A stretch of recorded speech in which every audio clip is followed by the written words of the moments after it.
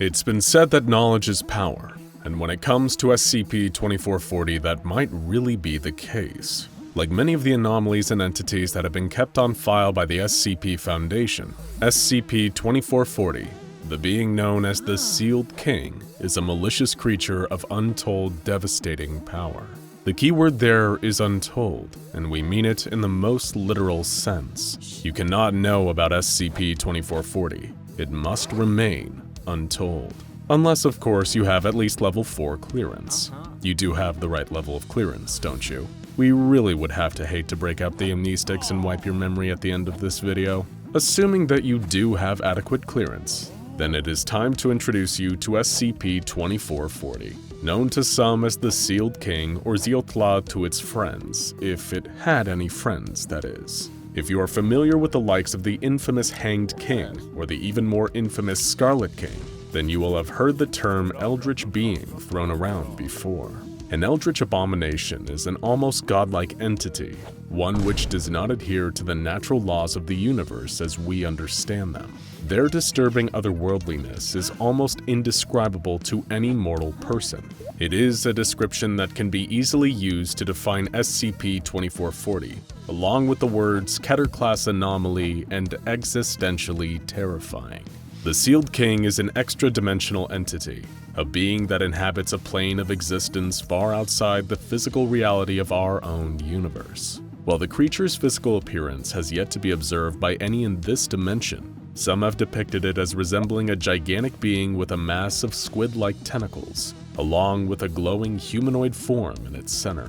What makes SCP-2440 such a formidable threat, however, is not just the creature's immense size. One of SCP-2440's core abilities is the power to influence and manipulate the minds of mortal beings. But this isn't as simple as the Sealed King choosing one person from our universe and driving them like a remote-controlled car.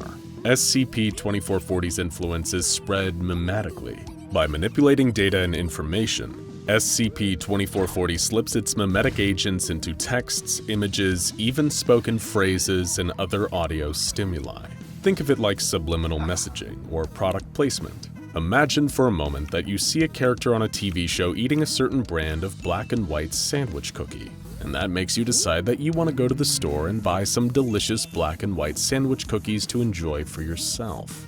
That idea was planted in your head by something you saw, and it had an influence on your behavior. SCP-2440 operates on a very similar principle, but with one key difference. Once enough people become aware of it, SCP-2440 will use those to subtly spread its influence, controlling the actions of those it manages to infect, and its hold becomes stronger the further they spread the knowledge of the Sealed King.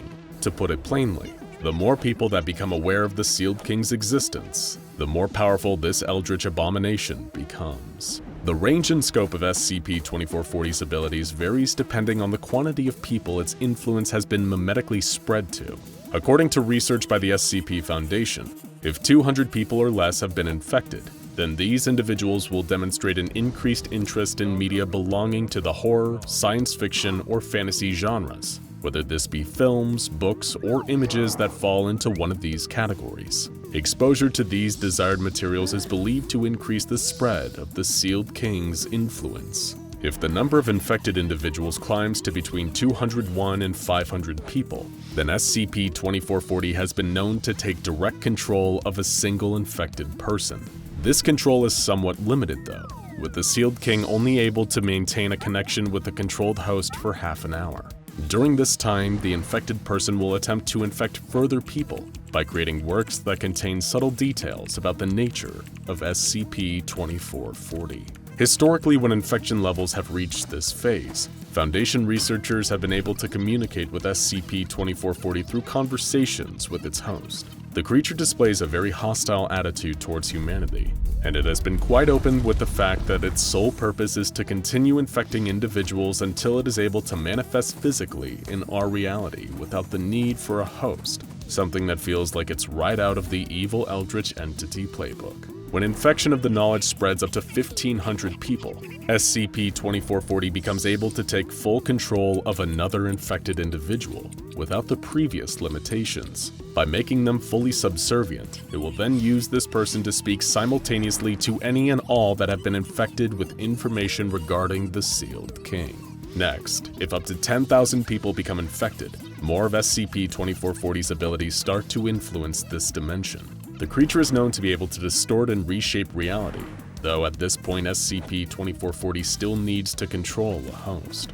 But even though its powers and abilities have increased, at this stage the creature shows no interest in actually using them, and its focus still remains on using its human host to spread its mimetic agents, furthering the infection. Once the number of people infected by SCP-2440 through subliminal mimetic information surpasses 10,000, the Sealed King is able to manifest its true form outside of a human host for a maximum time frame of 1 hour. This is the point of no return, as SCP-2440's reality-bending powers are dramatically increased. The methods that would have previously kept the creature at bay will cease to be effective, and it can take direct control of up to 1,000 of those it has infected.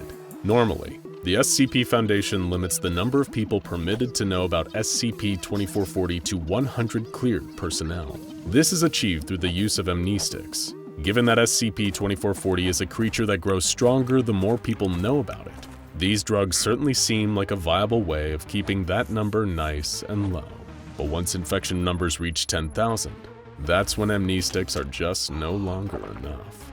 Based on the information about the Sealed King that is available to them, SCP Foundation personnel have projected that if the number of people infected by SCP-2440 ever reached as high as 100,000 or more, the creature would likely be able to manifest outside a host for longer, possibly up to 2 hours. It is also believed that SCP-2440 would be capable of creating dimensional portals, either inviting anomalies from other universes into our own, or simply creating its own anomalous creatures. By this point, any and all infected individuals would be fully under the Sealed King's control. Finally, if 1 million people were to become infected, SCP-2440 would most likely achieve its ultimate goal. The eldritch creature would be able to fully and permanently manifest itself in our dimension, in its true form, most likely leading to an XK-class end-of-the-world scenario. Fortunately, through the dispensing of amnestics, the SCP Foundation have managed to prevent such a scenario from coming to pass. Additionally, containment teams are regularly sent to investigate any reported awareness of SCP-2440, and any infected individuals are either treated with memory-altering drugs or simply terminated. The entity has been known to spread its influence through text too, though, and even the documents within the SCP Foundation's archives aren't safe. The Foundation attempts to keep any links to the Sealed King within other SCP files hidden to avoid a spread of knowledge about this extra-dimensional eldritch abomination. However, while only 100 members of authorized SCP personnel are aware of SCP-2440, the Foundation isn't the only organization aware of this being's existence. A group calling themselves the Children of God is comprised of individuals previously infected with the knowledge of SCP-2440's existence, and has supposedly been around even longer than the Foundation has. These people worship the Sealed King as a deity, and seek to infect others with the same information that the creature uses to influence them. Carrying out the whims of this extra-dimensional threat, the Children of God attempt to spread the word, as it were, by any and all means available to them. The Foundation considers any member of the Children of God to be highly dangerous, and containment teams are advised to either capture them on site or use lethal force to terminate them. The Children of God were previously based in a compound somewhere in the United States, and during an assault on their base, the Foundation was able to recover documents that describe the possible origin of SCP-2440. According to these documents, at the very dawn of time, old gods emerged from the empty abyss of nothingness, otherwise referred to as Mother Void.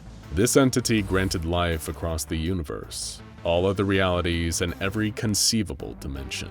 However, the story detailed in the Children of God's legend claims that the old gods were fickle, twisted, and brutal things, with no purity in them.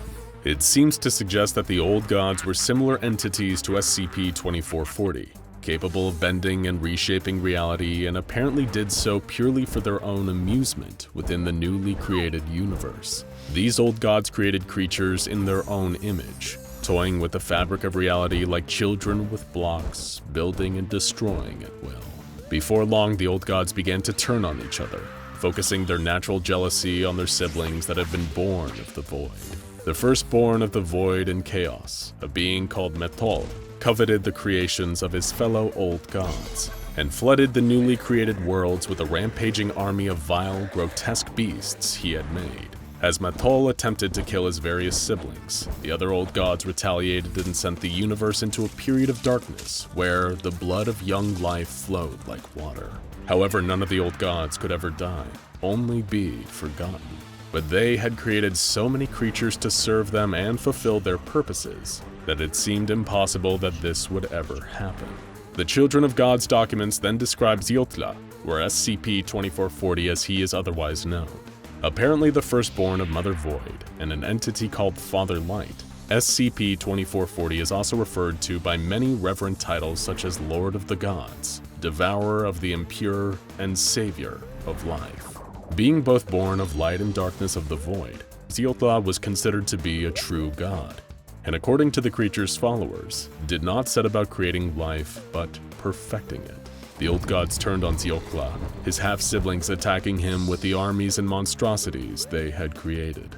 However, some of these creatures turned on their masters in service of SCP-2440 instead. After generations of warfare between SCP-2440 and the old gods, Xiotla finally vanquished Metol in single combat that lasted 10,000 years and laid waste to countless worlds, almost tearing the universe apart. Eventually prevailing, Xiotla cast his siblings down into oblivion. But as he did so, Metol cursed him, banishing SCP-2440 from the universe, implied in these documents to have been our very own reality. The Children of God venerate the creature as their Lord and Savior, with more of their documents claiming that this king of all mankind is wrongfully sealed away. They believe their sealed king is returning, destined to reappear in this dimension and lay waste to our reality. Whether this is truly the origin of SCP-2440, or just what the entity wishes its infected disciples to believe, is unclear. Whatever the case, we suggest you quickly forget everything you know about SCP-2440 for your own safety. Pale fists of fury pound against the inside of a metal containment unit located in SCP Foundation Site-19. SCP-096, also known as the Shy Guy, was on the verge of a containment breach. Mobile Task Force agents stood vigilantly with their weapons at the ready, making peace with whatever important gods they thought would accept their weary souls. A dent formed in the wall of the unit, and with another mighty impact from within, the Shy Guy smashed through the reinforced metal lining of its cell as if it were cardboard. Too bad for the Foundation, the two materials did not cost anywhere near the same amount. SCP-096 blazed straight ahead into the hapless crowd of MTF agents as if they were a set of heavily armed bowling pins. It toppled two of the most happily married members of the squad with a doubled lariat that shattered both of their spines upon impact with the floor. Two company funerals in one blow. The other well-intentioned but ultimately foolish agents opened fire on SCP-096, but the Shy Guy was never known to be slowed for long by any amount of firearms. The dubious value of arming staff with so-called conventional weaponry had been a point of contention among the Foundation Budget Department, and here was the argument against in full display. In a flash of pale flesh that rivaled an albino Olympian, SCP-096 dispatched the MTF and bashed through the effectively papier-mâché walls of Site-19, escaping beyond into the great big world where some unfortunate soul had gazed upon his face. A mysterious soul in touch with the ancient world, a not-so-average man named Gary.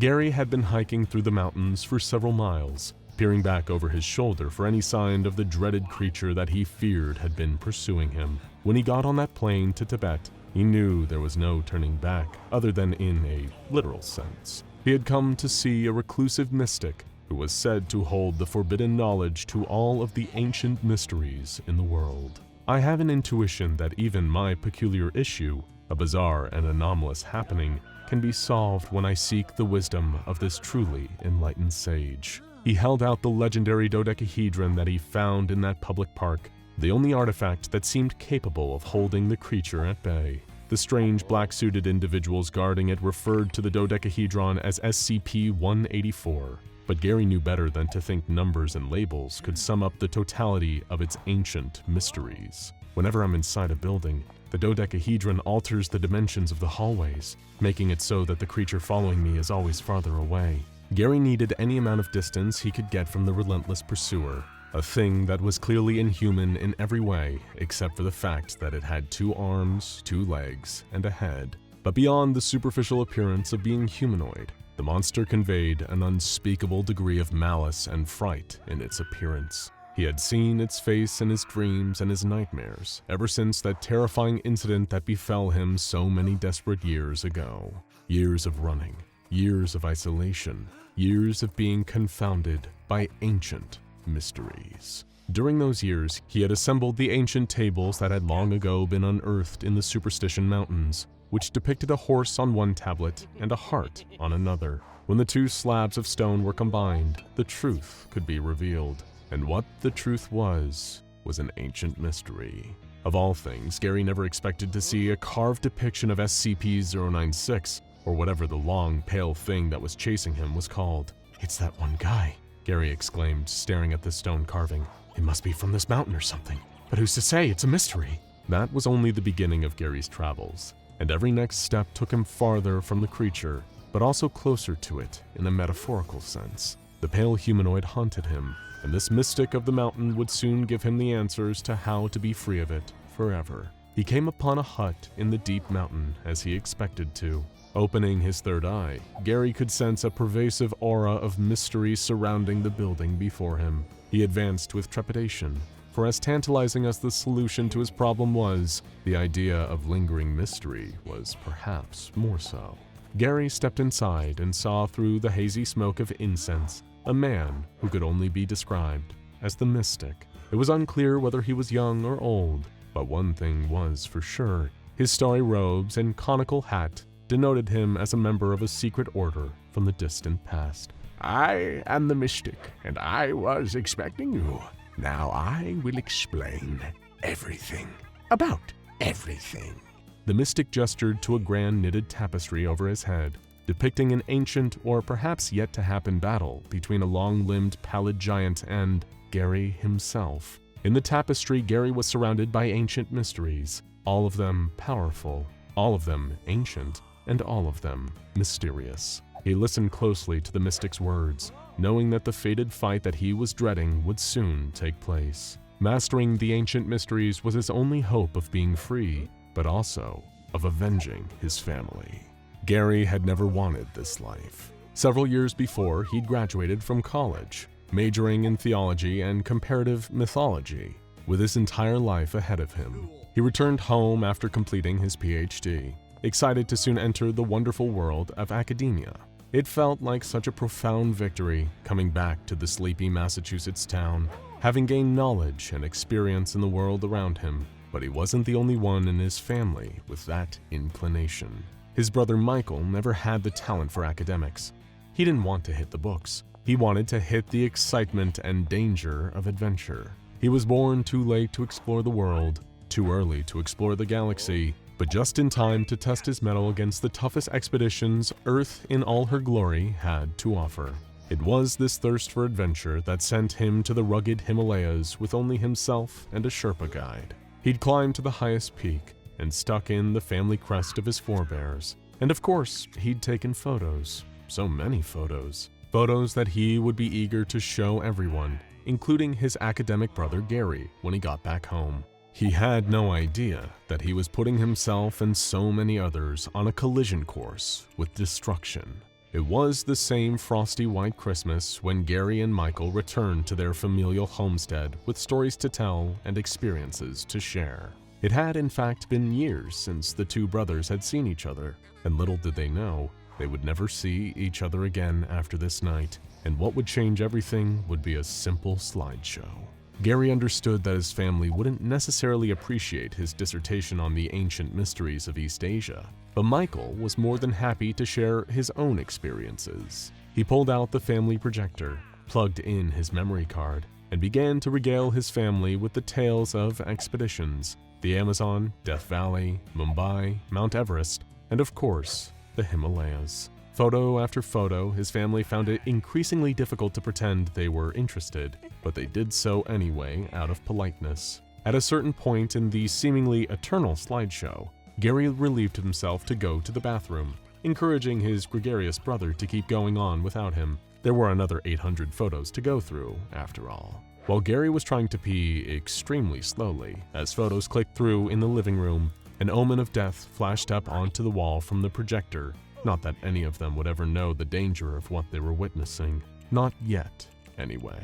The photo was a seemingly simple one. Michael standing on the slopes of the mountain. Stark white abounds behind him. Only a keen eye would notice the little gray cluster of pixels nestled deep in the mountain behind him. But you didn't need to notice something in order to see it, and to see SCP-096 meant to die. It didn't take the beast long to zero in on their location, and poor Gary, who was lucky or unlucky depending on your perspective, was still pretending to pee. But if he hadn't been, he would have died with the rest of his family, as SCP-096 tore through their home like wet toilet paper and made each of the ones who had seen it disappear entirely.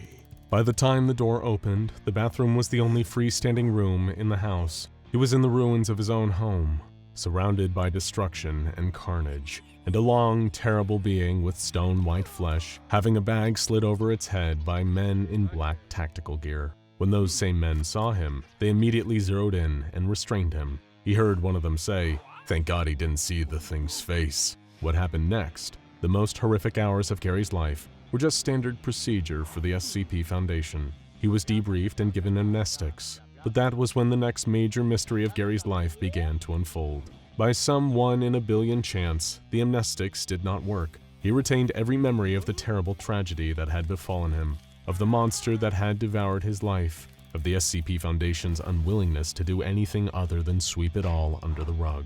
If he wanted his revenge, he would have to get it himself. That's when his degree in theology and comparative mythology came in handy. It was essentially a degree in ancient mystery, and perhaps those mysteries would be the key to defeating the monster that had ruined his life. It was this plan that he'd spent all these years putting into motion.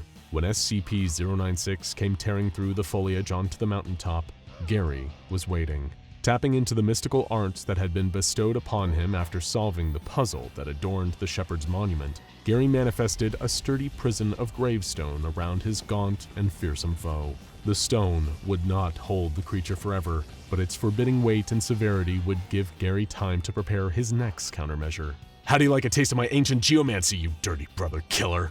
Gary boasted. "I will avenge you, Michael. Watch me from up there in ancient mystery heaven." SCP-096 sprinted into the clearing, leaping toward Gary and raking his face with its terrible claws. But just as quickly as the wounds were inflicted, they closed, leaving only smooth and slight sun-damaged skin behind. "I was prepared for this. You see, I had a very particular, very special drink some time ago." After solving the mysterious puzzle of the Shepherd's Monument, Gary uncovered its many secrets. One of these was the location of a certain cup, the Holy Grail. Ever heard of it? He came upon it tucked behind a waterfall in the English wilderness. It had traveled a long way from the land of biblical myth, but Gary supposed the Crusades probably had something to do with it. When he laid eyes on that mythic chalice, he couldn't help but fill it with some of the crystal clear water and take a drink. The water was quite polluted, actually, but due to the healing properties of the Grail, he was spared any digestive issues. Oh, and it made him functionally immortal. Now SCP-096 would have to work a lot harder if it wished to destroy his fleshy vessel. His body was truly a temple, and his offering was revenge. Sa-re-ga-ma, Gary chanted, invoking the powers of the musical pillars of Vishnu. His mind entered the Akashic record, and within mere seconds, he searched through eternity for the power he needed to bring justice to this conflict. In astral form, he reached into the river of Samsara and pulled forth the flaming sword of Kalki, the incarnation of Vishnu that was to appear in the culmination of the Kali Yuga. Sa-re-ga-ma. Back in the physical realm, Gary was now wielding a Movanic celestial blade of pure cosmic divine flame. He brandished the holy arm and pointed it towards his gruesomely elongated foe. He braced as it approached and swung with all of his might, rending a wound in SCP-096's chest and setting it alight with the white-hot intensity of the universe itself. It's a good day to do what must be done by me and avenge my family! With the sacred and undying light of Lord Vishnu in my hand, I will bring the Kali Yuga crashing down upon you! Like a pair of samurai warriors locked in a cinematic standoff, Gary and the Shy Guy charged towards each other, and each delivered a brutal and flashy attack. They moved a few paces past each other, then stood there like a pair of wondrous monuments. A moment passed, with no indication of who would fall first. But then the Sword of Fire did its job, burning up the body of SCP-096 and causing it to fade away into ashes. Gary dropped to his knees, and the sword vanished from his hand, back into the depths of the cosmic ether, where it returned. "I did it," said Gary, before he collapsed onto the ground. The fatal results of the wounds that had been dealt by SCP-096 took its toll, and Gary could feel himself slipping out of the mortal coil. He closed his eyes, content to leave the world behind if it meant that he had defeated his anomalous foe. On the other side of the cosmic divide between life and death, Gary met his brother, who had been waiting there in the Well of Souls next to the river Styx. Gary was happy to see Michael again, and expressed great interest in ascending together to the higher plane. But Michael shook his head. "No, Gary, it's not your time yet." Michael spoke in astral form.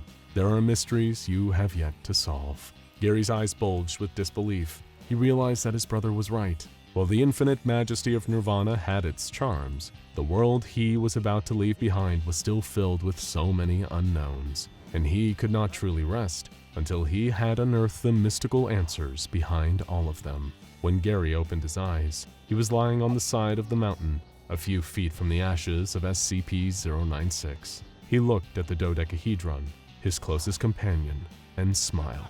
Ask a group of unrelated people how all the life in the universe was created, and they would each probably give you a different answer. Ask someone with a scientific background and they'll tell you the universe was birthed after the Big Bang, and that life gradually evolved on Earth over millions of years. Or if you were to ask someone of the Christian faith, they might tell you that God created the entire universe in 6 days, every planet, star, even giving life to every single creature, then took Sunday off. Every belief system since the dawn of humanity, whether monotheistic, pantheistic, or even atheistic, have had their own creation stories and myths. And then there's the answer that a member of the Church of the Broken God would give you. And trust us, it's far more complicated. Just in case you've never heard them mentioned before, the Church of the Broken God is an anomalous religious organization and group of interest. The SCP Foundation has actually had a number of encounters with the Church over the years, and we'll get to why that is in a moment. Members of the Church share in the belief that life, specifically biological flesh-based life like that of human beings, is inherently wrong, a direct product of evil.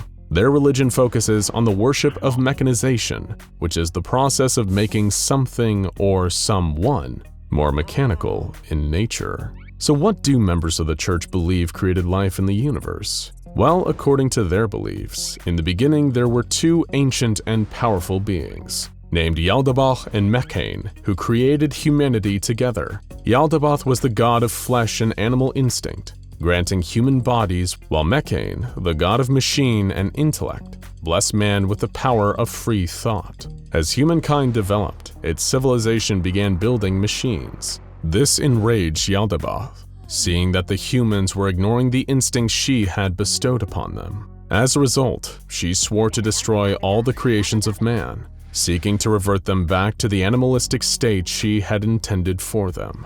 According to the Church's legend, Mechane acted as humanity's savior and intervened to stop Yaldabaoth.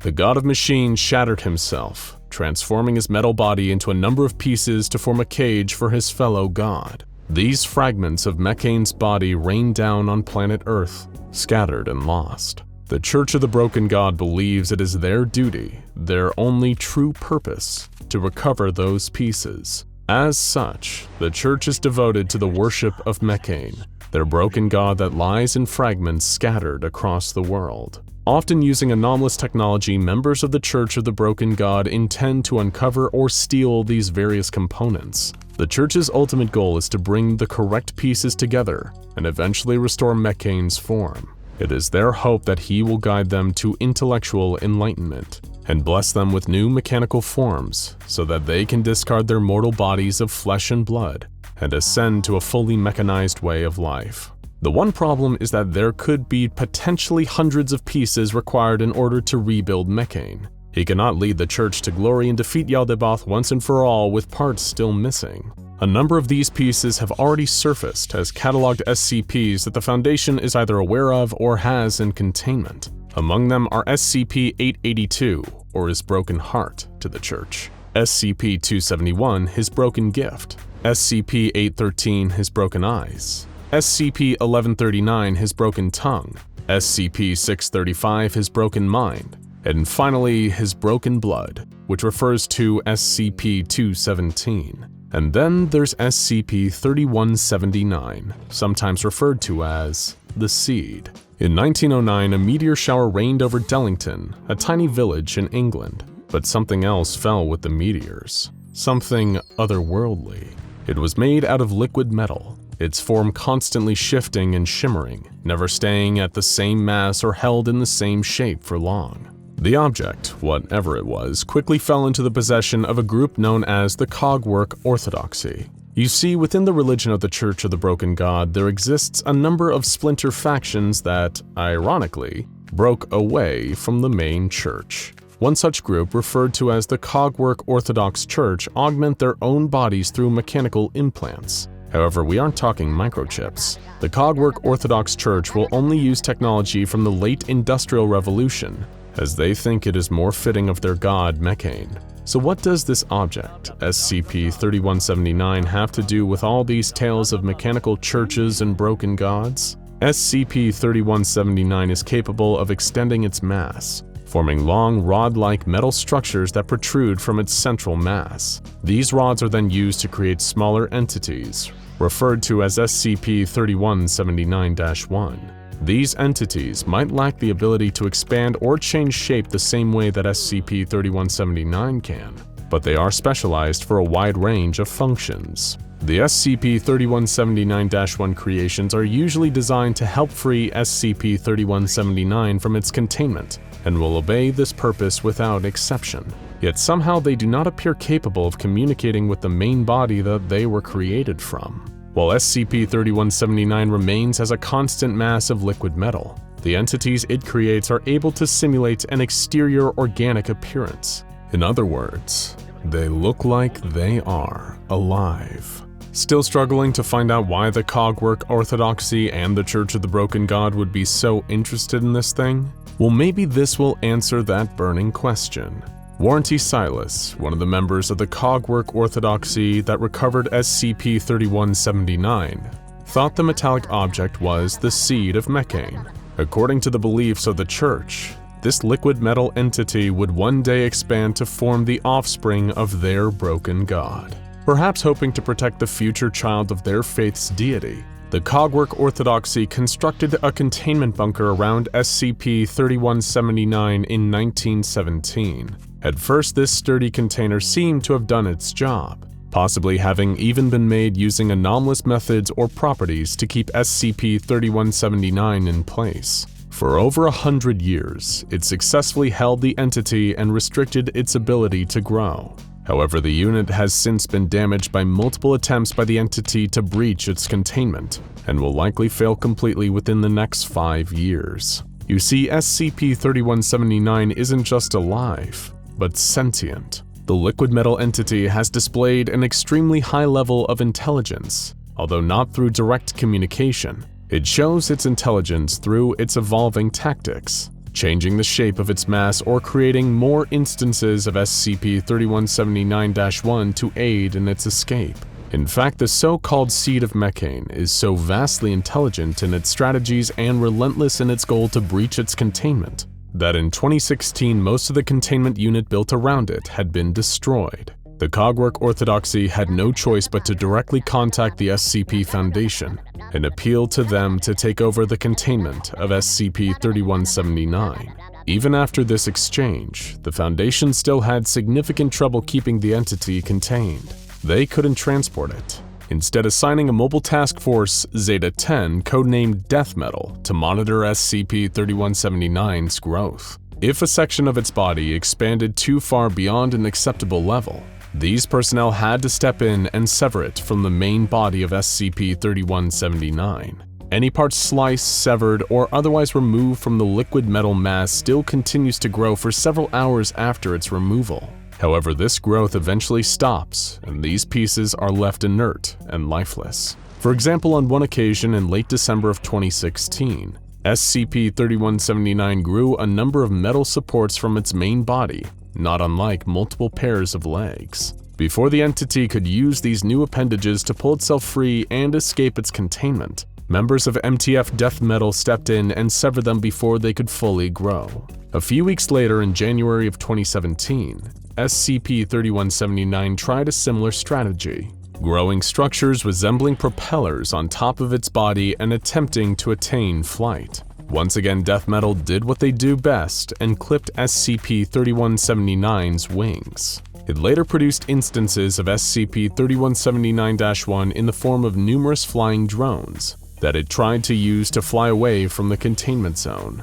MTF Zeta-10 was able to shoot these entities down, forcing SCP-3179 to once again alter its tactics. Next, it produced a number of sound-emitting structures from its central mass and used them to mimic the voices of a number of MTF Zeta-10 members. The metallic creature attempted to plead with the Foundation's operatives in the voices of their colleagues, claiming that they had become trapped inside the liquid metal.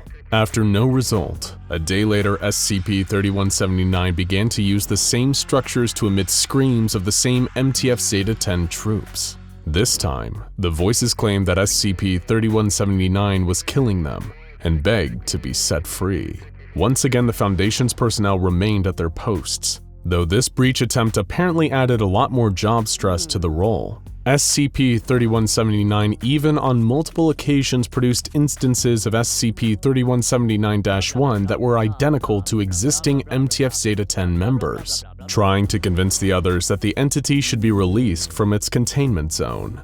At one point, it was even able to use tiny SCP-3179-1s to replace the internal organs of one of the MTF Zeta-10 members in his sleep with entirely mechanical components. On the outside, the man looked to be human, his eyes, skin, and tongue all organic. But inside, he had been made a puppet of SCP-3179 and sent off to sabotage a number of systems involved in the entity's containment. Luckily, the Foundation's forces were able to stop this new instance of SCP-3179-1 and terminated him. Of course, this all begs the question, why would the Cogwork Orthodoxy hand SCP-3179 over to the Foundation? If the seed of Mechane was so sacred to them, so important to their belief system, then why give it to another organization? You could argue that the Cogwork Orthodoxy were admitting that they weren't as well equipped as the Foundation are when it comes to containing anomalies, or that they'd rather the future offspring of Mechane was best kept as safe as possible. But that is if you even believe that SCP-3179 really is the seed of Mechane. While growing in its containment, the entity showed to be considerably hostile towards the members of the church that curated it. It even caused a number of casualties, killing many that wanted to protect it on behalf of Mechane. Additionally, the metallic mass wouldn't change its state whenever they would read scripture related to the broken god. In fact, it showed little reaction at all to any displays of faith from the Cogwork Orthodoxy. Surely Mechane's own offspring wouldn't have behaved in such a way. Unless, of course, SCP-3179 wasn't the seed of Mechane at all. What if this entity was an imposter, oblivious of the beliefs of the Church of the Broken God? And given how intelligent it had shown itself to be, surely SCP-3179 would know to take advantage of the faith of those that had tried to procure it. On the 2nd of June 2017, SCP-3179 produced a number of metal tablets from itself and dispersed them throughout the containment area surrounding it. Each tablet had the same inscription written on it. Humans must obey the ruling of gods. The Mechane is a god. The Mechane is a powerful entity of steel and industry. I am a powerful entity of steel and industry. Therefore, I am Mechane. Therefore, I am a god. Therefore, you will release me. It is entirely possible that SCP-3179 was indeed a part of Mechane, the ancient broken god and deity to the Church and the Cogwork Orthodoxy.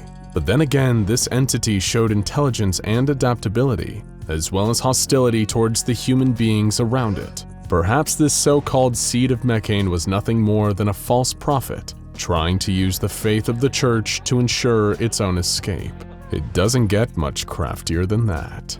In the long history of the world, the planet has played host to a wide variety of ancient civilizations. There are far too many of those for any one video to cover. People make it their careers to discover and catalog the civilizations that preceded us in the modern era. Archaeologists and historians make it their life's work to learn everything there is to know about these mighty empires and kingdoms that span vast swaths of land where there are now dozens of countries. A lot of these civilizations are famous, even school children know about them. Take a look at the Roman Empire, for example. Everyone knows about the mighty Roman Empire. Julius Caesar took control of the Roman Republic and created the empire that would go on to be one of the largest empires in history at the time. It controlled practically everything in Europe and North Africa, and even parts of Asia. The Romans made amazing advancements in culture, architecture, law, and practically everything else. In fact, their legacy can even be seen in pop culture today. The American Senate is modeled off the Roman Senate, and practically every nation in the world has their own kind of wine, a Roman invention. Or take the Macedonian Empire. A lot of people don't know its name, but you almost definitely know the person who created it, Alexander the Great. At only 20, he took his father's throne. Then he began launching military expeditions, and it soon became clear that young Alexander was a brilliant tactician.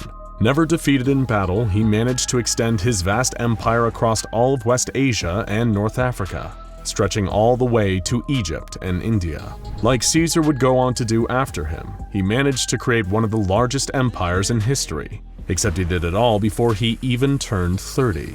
Though he died young and his empire was split apart by his generals, he brought Greek thought, culture, and philosophy, not to mention science, to the far reaches of Inner Asia. And of course, there is the Mongol Empire, led by the fearsome Genghis Khan. The Mongols, a nomadic people from Central Asia, were divided into dozens of distinct tribes until Genghis Khan united them under one flag. And from there, they spread outward violently into the rest of Asia, conquering China, Korea, Eastern Europe, and practically all of Asia. In doing so, they created the largest empire in history and killed somewhere near 40 million people in their conquests, 10% of the world's population at the time. But they also created a safe trade route from China to Europe, what is now known as the Silk Road, and their innovations with cavalry would go on to inform warfare using horses for the next 800 years. Moving out of Asia, there are also the legendary Mayans. The Mayans were more of a loose confederation of different tribes, working together to advance a common civilization. They didn't conquer as much land as the others, only one area in Central America, but they crafted a complex society with laws, civic duties, social rules, and extremely advanced religious rites and architecture. If you go to South America today, you can still see the remnants of their empire. Step pyramids that look sort of like ziggurats, deep in the South American jungle interior. They invented astronomy, calendars, writing, and many forms of art like mosaics, all without contact with European society. Needless to say, the advancements empires have made throughout history are so important, we use them in our daily lives all the time.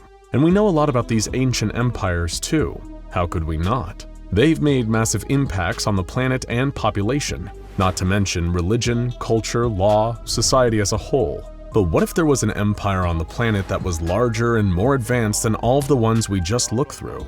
And not just more advanced by a little bit. So advanced that they were creating nuclear reactors well before Alexander was taking his first steps, or Plutarch was trying to complete a history of the Greeks. So advanced that we still don't totally understand what they were capable of. I'd certainly call that anomalous, wouldn't you? And that's not all. What if this empire also managed to stay hidden from modern science for centuries? They didn't stay alive, but their ruins have never been found by the scientific community. Their relics have been squirreled away from the eyes of the world over the decades. You'd never find a reference to the Mechanite Empire in a history textbook or in a museum, and that's for a very good reason. the SCP Foundation has spent an extremely large amount of time and money ensuring that the evidence of this ancient empire never comes out to the rest of the world. But even if a culture creates anomalies, is the culture itself anomalous? Does it need to be contained? Especially if they're all long dead and their technology has degraded into unusability. Well, maybe. Except their technology is doing just fine. 2,000 years and counting, their technology is still working perfectly. In some cases better than our modern devices. How can that be possible? How can that not be anomalous? Well, as unbelievable as it might seem, it's true. We'll dive more into what exactly this empire out of Greece was in a bit, but for now we're going to look at an SCP file associated with them. Except this one couldn't be picked up, stuffed in a box, and shipped off to a containment locker in Site-19. You'll see why in a minute. But for now, let's just take a look at the file. SCP-2406 lacks any images or flashy documentation, so no clues there. Unless it's not possible to photograph the anomaly for some reason. The object class is safe, and the containment procedures aren't very long. A site, Provisional Site-31, has been constructed around SCP-2406 and is under the cover of a Kazakhstani military base. Provisional sites are temporary sites that the Foundation puts up in the field to contain an anomaly that can't easily be transported somewhere else for containment. And if it's a Kazakhstani military facility, the anomaly is probably somewhere in Kazakhstan and can't be moved. Seems reasonable enough. All personnel who work directly with SCP-2406 are required to wear a Type A hazmat suit when in contact with the anomaly, and to undergo a full decontamination bath upon exiting. Whatever SCP-2406 is, being in direct contact with it can be dangerous to humans. So the Foundation uses specialized hazardous material suits, the big yellow jumpsuits you see near radiation or chemical spill sites. On top of that, an armed contingent of guards are to remain in place in and around Provisional Site-31 to ensure no one unauthorized accesses the anomaly. Though you'd have to wonder why anyone would try to access a military base. The containment procedures close out by declaring that anyone wanting to directly interact with SCP-2406-1, whatever it is, needs to get authorization from their site director. So, SCP-2406 has at least one sub-anomaly to deal with. Obviously, the Foundation is very interested in keeping this anomaly, or these anomalies, secret and protected at all costs, as well as limiting human exposure to something potentially dangerous. Now, let's take a look at the description. SCP-2406 is a mechanical automaton that's 93 meters tall and weighs approximately 210 metric tons. For the Americans among us, that's about 300 feet in height and 230 tons, over 450,000 pounds. No wonder the Foundation couldn't move it. After investigating, research concluded that SCP-2406 wasn't sentient, so it wasn't a robot or cyborg or artificial intelligence. An automaton is a machine to perform a specific task, and this thing, whatever it is, was controlled by at least 6 different operators, if not more. They piloted the machine using 160 different valves and levers within the torso, head, and chest of the automaton. And if it has a head and chest, it has limbs. Limbs that were controlled by a combination of pneumatics, hydraulics, and clockwork machinery. But controlling is one thing. How the heck does something like this get the power to move? The answer is a nuclear reactor embedded in its torso, with power cables running to its arms and legs. Yep, unbelievable as it may seem, this ancient curiosity was powered by the same source our modern aircraft carriers and nuclear submarines use. SCP-2406 was discovered on August 7, 1985, in the Aralkum Desert, but not by the Foundation. The Aralkum Desert used to be part of the Aral Sea before the Soviets drained part of it. It was during one of these drainings that the Russian military discovered SCP-2406 by tracking the radiation coming from it. As soon as they realized what they found wasn't some sort of abandoned warhead or uranium deposit, they called in the GRU's P Division, the unit of the Soviet government who dealt with anomalies, in the same way the Foundation did. They kept custody of the anomaly, but only for a few years. When the USSR collapsed in 1991, The Foundation stepped in with their agents and took control of the anomaly while everyone else in the area was busy dealing with the political fallout. They immediately began performing research and learned that the material SCP-2406 is made of isn't just one metal, but a toughened alloy of copper, zinc, nickel, lead, and iron. The mixture is why the metal looks bronze, despite not having any bronze in it. They also found 2 markings on it. One was on the outside of its back and showed the Aegean numeral for 9. Does that mean there are at least 8 more of these things buried somewhere? Maybe, but the Foundation hasn't found any of them. What's more interesting is that the numeral is Aegean, Greek, despite SCP-2406 lying in a lake in the Aral Sea, pretty far from Greece. The front of the anomaly, its chest, has an intricate symbol of a hammer striking an anvil on it. The right arm of the anomaly has a nozzle with piping attached to it. The piping leads to a pressurized chamber within SCP-2406 that is empty. But the Foundation did manage to find trace residue of various chemicals, such as pine resin, naphtha, quicklime, calcium phosphide, and sulfur inside the corners of the tank. Not coincidentally, those are the exact same chemicals used to create Greek fire, a primitive chemical weapon similar to napalm that the ancient Greeks used in warfare. Between this and the Aegean numeral, the Foundation judged that SCP-2406 was almost definitely constructed in Greece and brought here for some reason.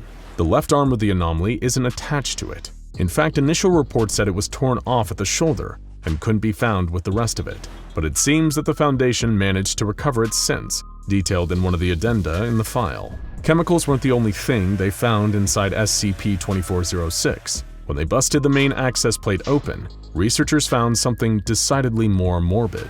6 different human skeletons located inside its torso area were removed and cataloged before being carbon dated to 1100 BC, over 3,000 years old. And they were all wearing an extremely strange set of armor. While it looked Greek, it was made of a strange lead-copper alloy and filled with asbestos lining.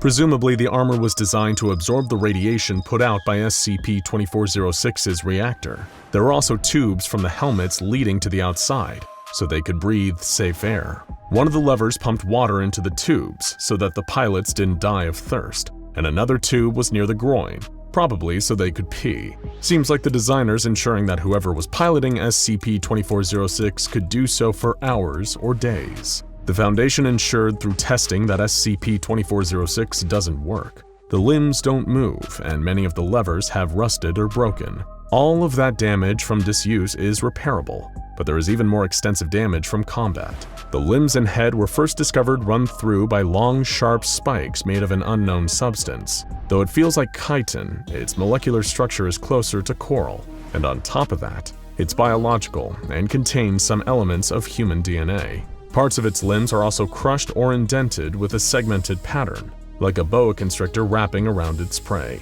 The evidence suggests that SCP-2406 was in an intense fight with some sort of giant monster and lost. But that's all in the past. SCP-2406 also has a more present problem: its reactor. It melted through the back of the anomaly, penetrating the Earth, and seems to still be burning incredibly hot and radioactive nearly a kilometer under the surface. Engineers think that when it was intact, it works similarly to natural nuclear reactions rather than modern reactors, like when a uranium deposit begins to undergo fission. If nothing else, it means that SCP-2406's designers were studying those, and were far more advanced scientifically than any other culture on the face of the planet at the time that we know of.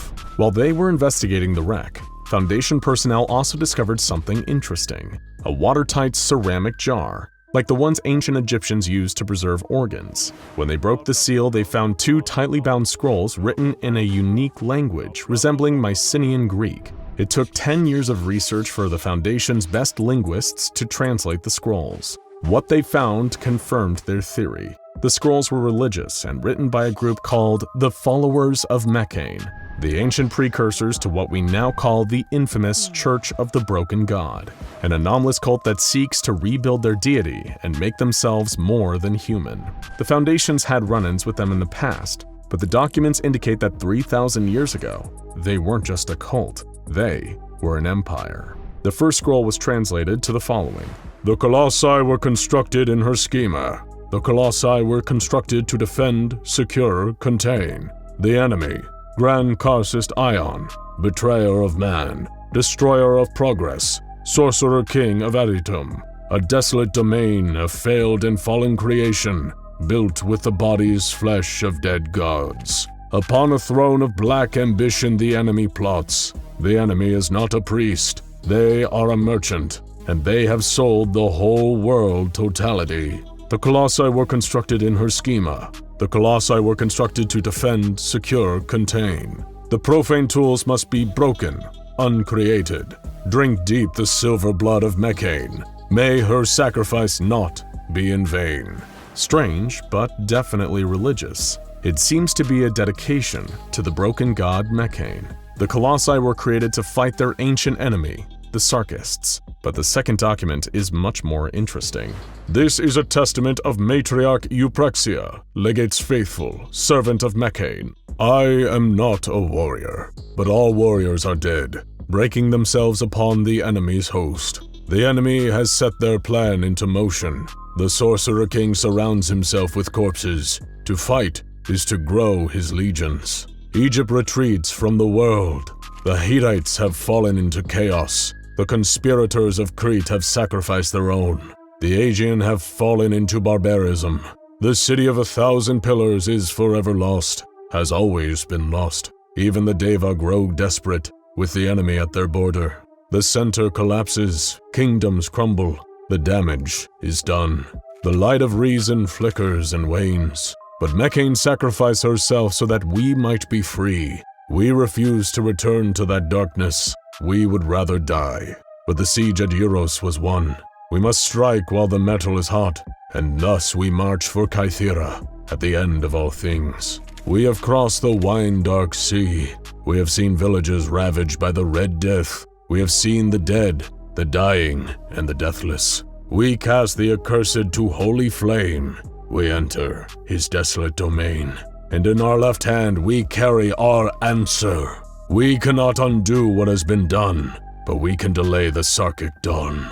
So it seems that the ancient Mechanite Empire were once at war with another empire, the hated Sarkists. Losing and all their allies dying, they poured their resources into these massive mechs and sent them deep into enemy territory, equipped with some sort of doomsday weapon as a hope for success. What happens next is, unfortunately, a mystery.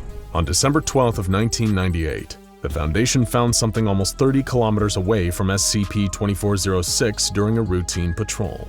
At first, the researchers were confused. Had they found another wreck, one of the other 8 mentioned? Or perhaps the body of the mysterious creature SCP-2406 had fallen in battle with. But after excavating it, they realized they had found something they hadn't even been looking for to begin with. SCP-2406's left arm. The way it landed suggested that it had been torn off during the battle and hurled away. But what monster could possibly throw something that heavy 30 entire kilometers? Either way, what the Foundation found attached to SCP-2406's arm is much more interesting. The researchers aren't sure what it is, but it's much different from the rest of SCP-2406. It seems to be some kind of weapon, but one that's not made of any metals on Earth, and with an incredibly anomalous design.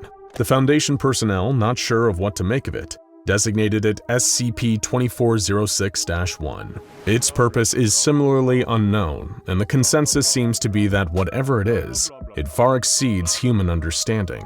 But what the Foundation is sure of is that it seems to bend reality near it, though they're not sure how because it doesn't seem to affect anything. The Foundation's best minds are stumped by it. All they can say for certain is that if it was ever repaired, powered up, and activated, it could do unprecedented damage to local reality.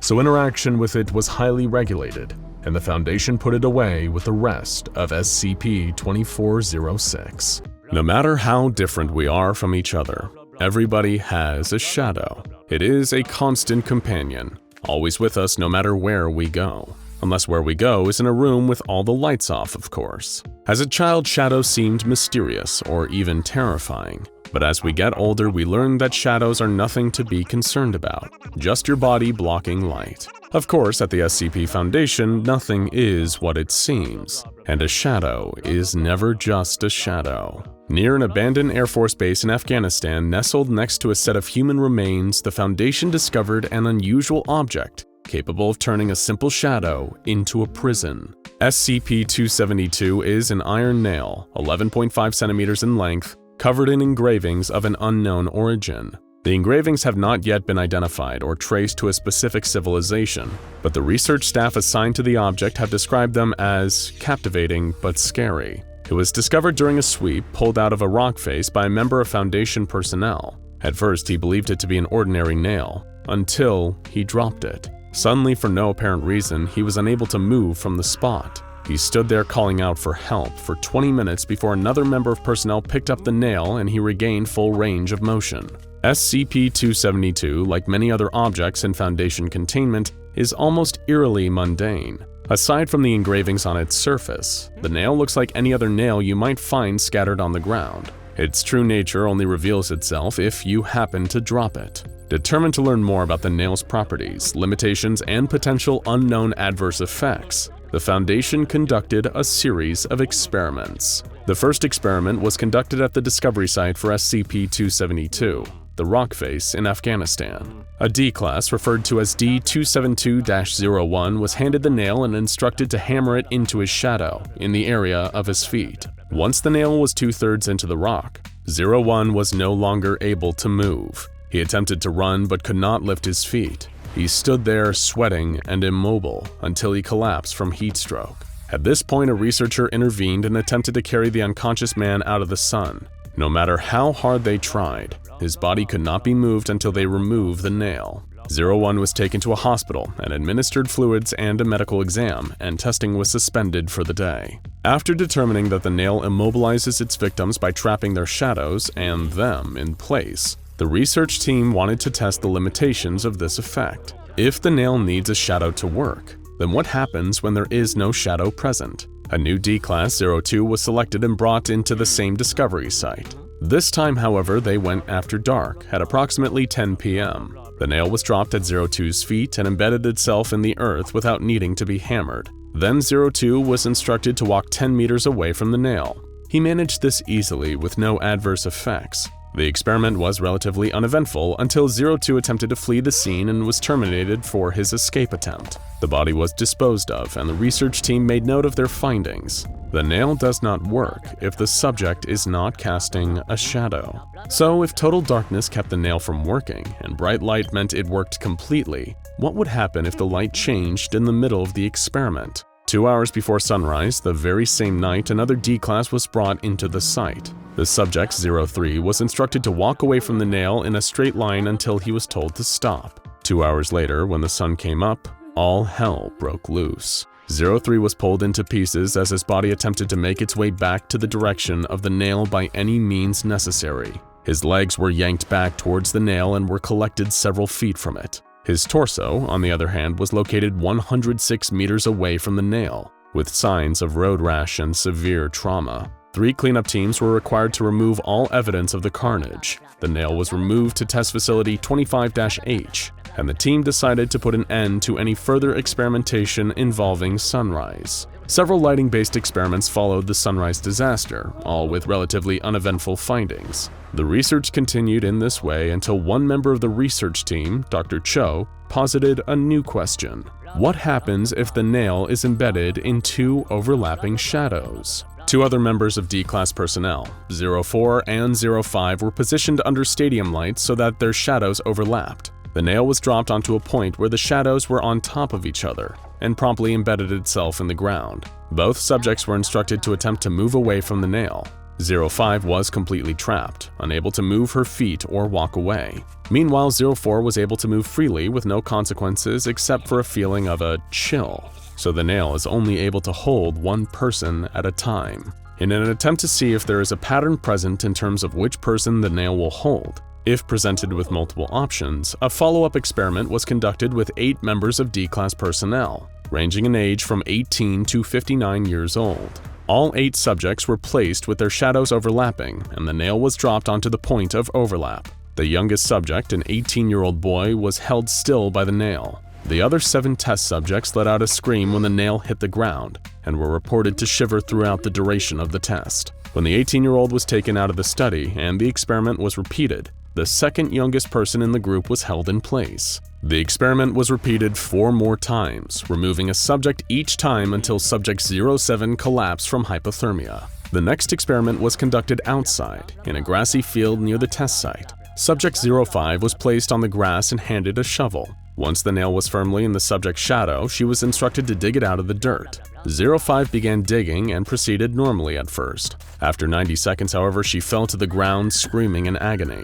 A medic rushed to her side, but by the time he reached her side, she was already dead. An autopsy determined that subject 05 died of a cerebral hemorrhage with no clear physical cause, though it appears that the attempt to remove the nail is what killed her. The research team decided to take a break from human trials and take a closer look at the physical properties of the nail itself. What weaknesses did it have? Could it be destroyed? Subject 09 was given the nail and a collection of tools, then instructed to go to town on the object and attempt to destroy it. 09 placed the nail in a vise and attempted to go at it with an angle grinder. As soon as the grinder touched the nail, 09 fell to the ground seizing and speaking in tongues, hands pressed to his temples. 30 seconds later, he was dead from the same kind of cerebral hemorrhage that killed subject 05. Examination of the nail revealed a small amount of surface damage, showing that the nail likely can be destroyed, but is somehow able to defend itself against destruction. Regular human trials were resumed the next day, and Subject 10 was brought into the test facility. There, one stadium light was placed on a computer-controlled track, allowing the light to be shifted incrementally from a remote point outside of the room. The light was set up to cast a long shadow, and the nail was dropped into the shadow's head. Immediately, Subject 10 was unable to walk away from the nail, in keeping with the standard effects of SCP-272. Then the light was slowly raised, moving the shadow. The subject was dragged along as the shadow moved, as if yanked by his feet. He stumbled and had to work to regain his balance. Then the light was moved quickly. Again, the subject was dragged along with the motion of the shadow. However, due to the rapid pace of the light's motion, he was unable to keep his balance and fell to the floor, receiving scrapes, bruises, and mild road rash. Finally, in an attempt to see what might happen if the subject was unable to move even against his will, 10 was restrained. His feet were chained to the floor and a chicken wire screen was placed between him and the nail. Then the light was moved again. To the horror of the research team watching, these restraints did nothing to lessen the nail's hold on the subject. He was pulled forward violently, and the chains ripped from the floor and his body slowly forced itself through the chicken wire, landing on the other side in a pile of tiny pieces, like a potato shot through a tennis racket. No matter what is holding them down or what is in their way, a subject cannot escape the pull of their shadow or the prison of the nail. They will be bound to it, even if it kills them. Testing was temporarily suspended while a cleaning crew attended to the room, taking the rest of the day to get the blood stains out of the concrete. The final experiment on record was conducted the following day. Subject D272-04 was placed in the center of the room, with one stadium light casting his shadow at a 45-degree angle. The nail was dropped onto 04's shadow and he was held in place. Then the research team simply waited. Food and water was provided every few hours as well as a bucket to use as a bathroom. For the first 2 days, the subject seemed relatively normal, if exhausted and upset. On the third day, he did not respond to food or water when it was offered. After a week had passed, the subject began to speak in rapid manic screams of what was determined to be a dead language. By day 11, the subject was switching back and forth between bursts of intense ranting and a catatonic state. Finally, after 14 days pinned to the spot by the nail, Subject 04 was set free. As soon as the nail was removed, they began speaking English again. They were severely malnourished and visibly traumatized, but immediately began to recover once freed from the nail's hold. Portions of the subject's rants were recorded and translated by Dr. Kimuro, who attempted to interview the subject on the 14th day of the study. At one point, the subject said, "I cannot sleep. The screams are heard. I am not warm. The shadow steals." When asked how he was feeling, the subject began to tear at the skin on his arms and shout, "I am the prisoner of my own foolishness. Let my flesh crumble like the apple whose ashes burn at my tongue!" Not the most cheerful thing to hear, but not too out of the ordinary for a day's work at the SCP Foundation either. Following this experiment, human experimentation with SCP-272 was suspended until further notice. SCP-272 is kept in a small wooden box, hidden in a vault at Sector 25. Because nothing happens to the object as long as it is left alone, no further containment procedures are considered necessary. When the nails were moved from containment for experimentation, staff have been instructed to take extra care not to drop it. SCP-272 is considered a safe class SCP due to its inability to act on its own. It does not appear to do anything when left alone. However, there is clearly a great deal more to that little nail than meets the eye. Somehow, it is able to wreak psychic havoc on those it traps, and on anyone who might try to harm it. The more we learn about the nature of SCP-272, the more questions crop up. Where did it come from? How does it get inside people's heads? What did Subject-04 mean by the shadow steals? We may never know. But if you find yourself picking up any strange nails one of these days, make sure you don't drop them. In 1961, the SCP Foundation discovered a town that was completely devoid of all life. Not long before their arrival, Darrington, North Carolina had been a community with high aspirations, a deeply religious township of devout Christians, many of whom were seeking greater prosperity from their lives. But now their home was a ghost town, with no sign of any prior Darrington resident to be found. Where in the hell had they all gone? It hardly seemed like the population of an entire town would all simultaneously decide to up sticks and leave to pastures new. But then again, maybe the citizens of Darrington hadn't left at all. Perhaps they weren't even really still human and had taken up residence somewhere much darker, like underground. This is the story of one of the earliest known instances of a phenomenon now known under the designation of SCP-3089. Or to use its alternative name, that old-time religion. When the SCP Foundation arrived in a desolate Darrington to find the townsfolk had all vanished, they immediately began an investigation into the exact hows and whys, the answers to what exactly had happened here. After all, while not a huge place, Darrington was home to nearly 1,000 residents, and that many people don't just disappear, if they even had disappeared and weren't just dormant. But what the Foundation uncovered was a gruesome discovery that led them to not only demolishing the entire North Carolinian town, but purchasing all the land around it to keep the area under permanent observation. Prior to the demolition, however, the Ministry of Sevenfold Blessing had been one of the oldest buildings in Darrington, much like most town churches. And it was while searching the offices of this church that the Foundation cleanup crews discovered their first piece of evidence, the initial clue about what had happened to this deserted town. They recovered a series of cassette tapes, each with a recording of sermons that had been given within the Ministry of Sevenfold Blessing. These were all delivered by one Pastor Bartholomew Jenner, the first having been recorded on August 17th of 1959, 2 years earlier. My friends, I want to talk to you about what the Bible offers tonight, Pastor Jenner began in the first of these recordings. I want to talk to you about what you are owed. I want to talk to those of you who are struggling right now. To those of you who have hardship and pain. Maybe you've heard that the Bible only nourishes the spirit, that God only provides for our immortal souls. Well, my friends, I'm here to tell you that this is simply not true. Pastor Bartholomew Jenner seemed to be focused on the discussion of very real, relatable problems. After all, what person hasn't felt unsatisfied with their life at one point or another? And this was apparently no different for the people of Darrington. Many of you can think of places in your lives where you have not yet risen, where you are not yet victorious. Marriage, finances, health. But do not fret, my friends, God wants you to rise. He has cleared a path for you. It is one littered with his earthly treasures. To claim them, you only need to shed your old selves and be reborn. The pastor was merely using the shared faith of the township to help reaffirm that their struggles were not the be-all end-all of their lives. Or at least, that's how it first appeared. But the religious practices taking place in this first recording would soon take a bizarre turn, making it clear there was something far more sinister, even cult-like, going on in the Ministry of Sevenfold Blessing. Now, if you would, some of the ladies from the mayor's office were kind enough to collect these cicada shells. Pass along, each of you take one. Yes, the children too. Be careful, very careful. They are fragile. Each of you take one and hold it in your left hand. Yes, the left hand, not the right. Your left. The shells of dead cicadas hardly seemed like common fare for a sermon like this. Although as the recording continued, it was easy to understand that Pastor Jenner intended these discarded insect carapaces to be something of a metaphor, even if they were pretty gross, especially to some of the younger members of his congregation.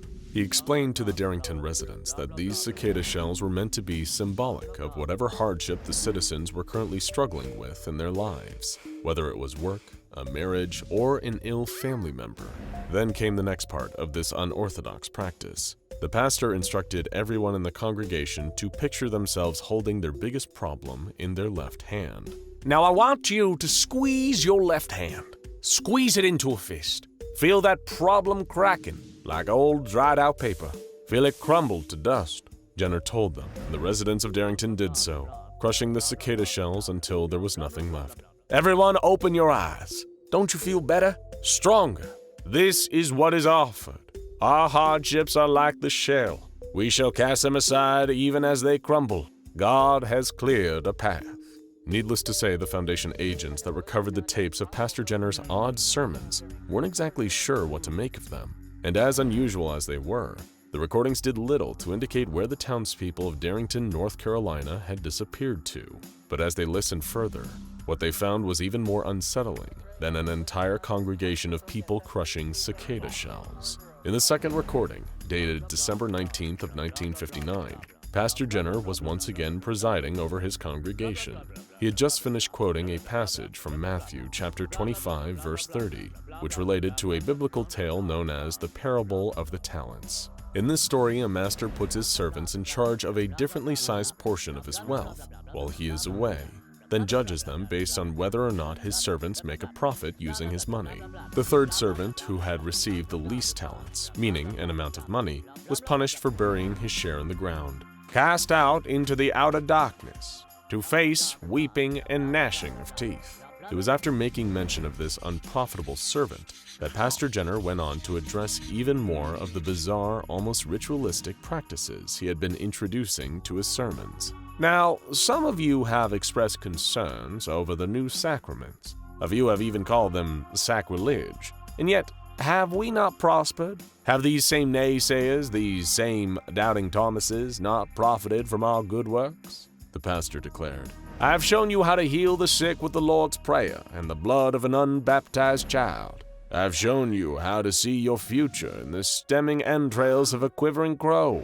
I have shown you the path to glory. But I cannot make you follow this path. I can only show it to you. It is you and you alone who must follow it, who must rise and shed your old self.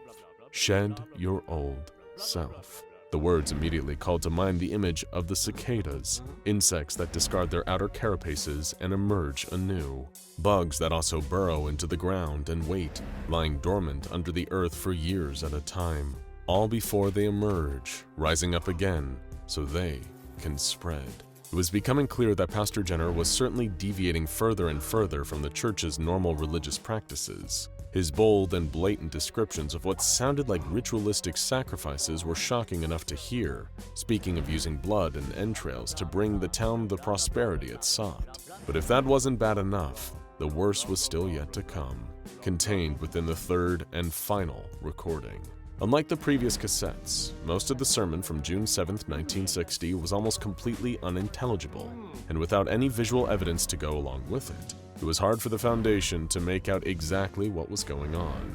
It began with another quote from Matthew, this time chapter 28, verse 6, which made mention of the resurrection of Jesus, that he had risen, and that people should come and see where the Lord lay.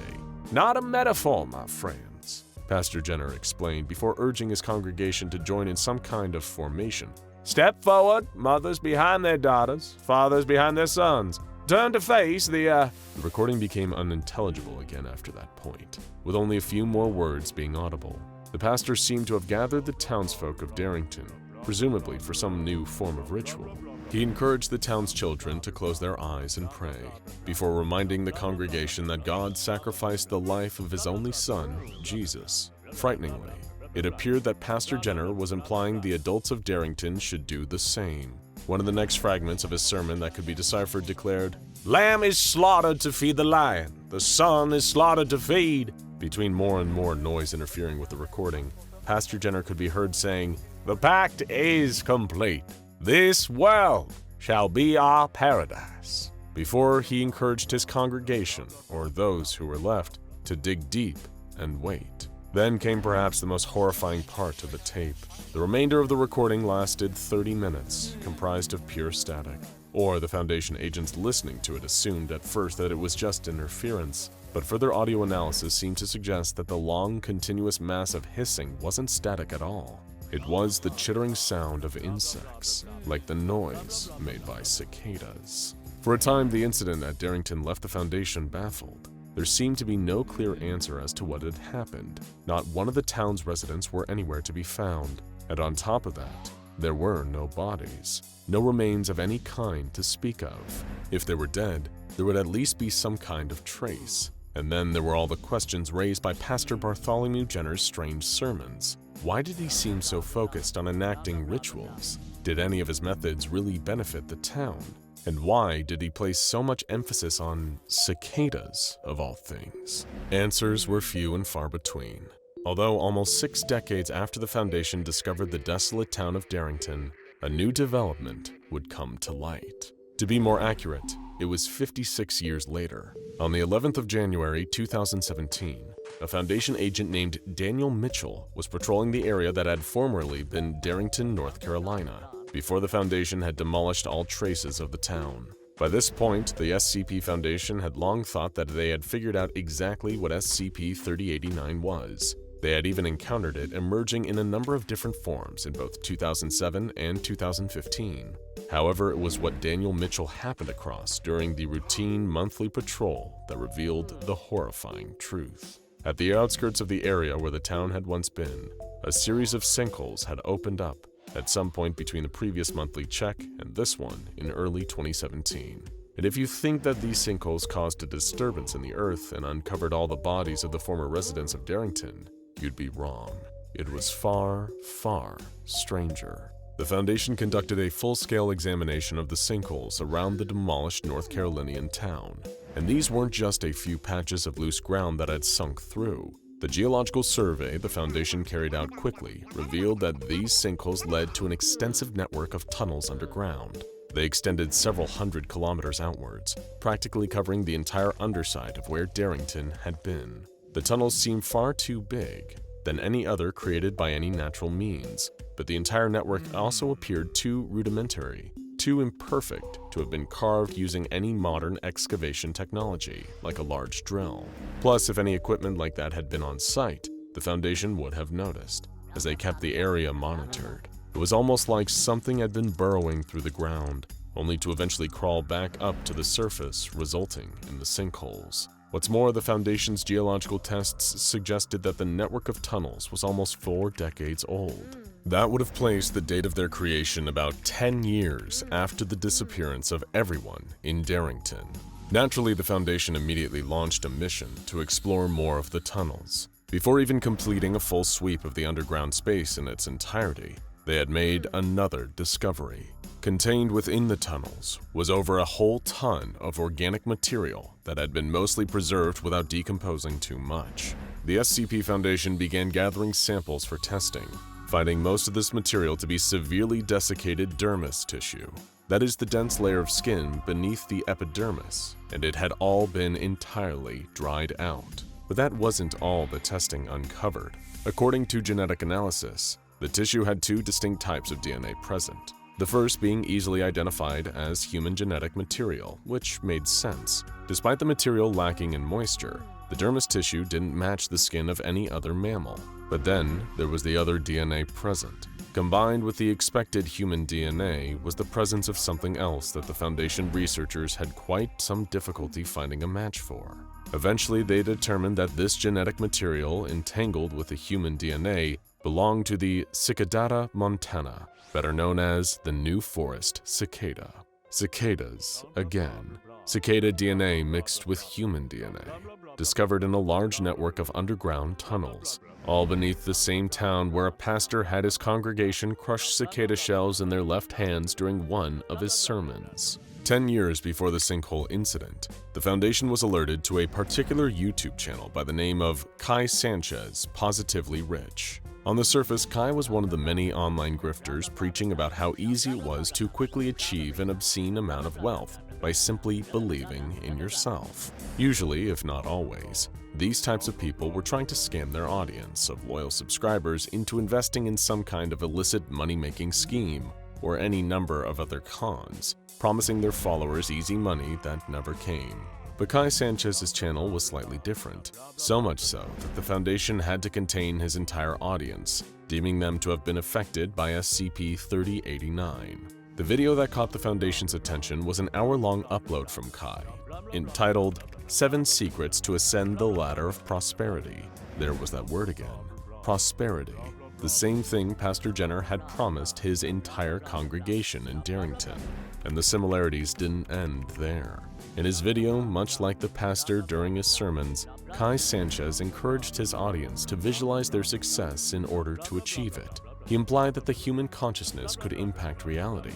For example, if his viewers just imagined themselves having a bigger bank account or looking more attractive, then these things would manifest themselves into the real world. One of Kai's secrets to ascend the ladder of prosperity was as follows. Visualize your ascendance. Reimagine yourself as someone who can reach the top of that ladder. Shed your old identity, tear it off, throw it aside like dead skin. You won't need it, not where you're going. The resemblance to Pastor Jenner's sermons was uncanny. Kai's video even encouraged that his audience leave scraps out to lure stray cats into their homes, and then, once they had one, to take a knife and, well, you remember what happened in Darrington. But Kai Sanchez made sure to specify, remember to hold the knife with your left hand. Another online community was tagged by the Foundation for similar teachings. This group of insular men were trying to apply the same methodology primarily to attract women. However, they also reasoned it could be used to improve their own financial status and physical stature, all done through visualizing and believing that doing so would make these things improve, that having faith would grant them prosperity. This disturbed community even tried to use bug rattlers to emit frequencies to aid in attracting women. Contained within these rattlers were the preserved remains of cicadas. Male cicadas have tymbals, structures on their outer shell that emit a loud hissing, chittering noise that they often use to find a mate after spending so much time dormant underground before burrowing up to the surface. And if you've been paying attention, you might be able to guess exactly where this is going. SCP-3089 is a phenomenon that occurs within communities of people who are seeking some form of prosperity. Whether that community be a town, a group of like-minded people online, or any other group of collected individuals. The particular type of prosperity these people are all seeking can be anything from spiritual enlightenment to financial success. The SCP Foundation does not yet quite understand exactly how SCP-3089 starts, only that the communities affected by it will attempt to achieve their chosen material success through the application of rituals, like visualizing what they hope to overcome and achieve, and practicing sacrifices. In short, these people have to believe these acts will grant them what they want. They need to be willing to go far enough to do unspeakable things. They need to have faith. Although what they don't realize is, some things can feed on that faith. They can harvest it. Before these communities realize the terrible things that they have done, or who exactly has tricked them into performing these rituals, they'll begin to undergo a horrific transformation process, known as SCP-3089-B. It begins in the chrysalis stage. Members of a community that have been affected by SCP-3089 will experience a declined state of metabolism, now classified as an instance of SCP-3089-A. Their brain activity, heart rate, and body temperature will all begin to lower. Over a period of between 3 and 6 hours, these people will then suffer a change to their epidermis, the outer layer of skin. It starts to harden until it has formed a dense, brittle substance, like a shell. Next comes the second stage of SCP-3089-B, metamorphosis. Internally, SCP-3089-A individuals will develop a number of tetromas, a type of germ cell tumor that can contain several different types of tissue, such as hair, muscle, and bone. During the next 2 or 3 weeks, these tumors will expand and dissolve the person's soft tissue. Then there's the final stage, emergence. An instance of SCP-3089-A will exit its dormant state that began in the initial stage. Once they have awoken, then something exits the outer epidermal shell. It will not communicate. Some will retain remnants of internal organs, such as eyes or lungs. However, these are vestigial, no longer serving any purpose. The brain functions deviate from any normal human patterns. Having completed the process, this thing will attempt to burrow down into the soil via any means at its disposal. An outer shell, digging into the soil. The tunnels underneath Darrington. The genetic material uncovered below. Dermis tissue with 2 types of DNA, a mix of human and cicada. There is something out there. It is preying on people's faith, their longing for prosperity. Then when these communities are presented with someone who can take advantage of that faith, like Pastor Jenner or Kai Sanchez, they find themselves encouraged to push their faith to its furthest limit. And then they are rewarded by becoming something else, something nightmarish. The question is, when they wake up and crawl back out from their tunnels, leaving a sinkhole in their wake, where do these cicada creatures go? The fabric of our world is littered with strange doorways if you know where to look for them.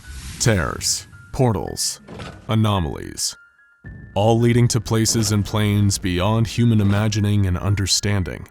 And SCP-2317, otherwise known as a door to another world, certainly fits that description. Contained and kept at all times under the watch of armed guards, SCP-2317 appears to be a simple and unsuspecting wooden door in its frame.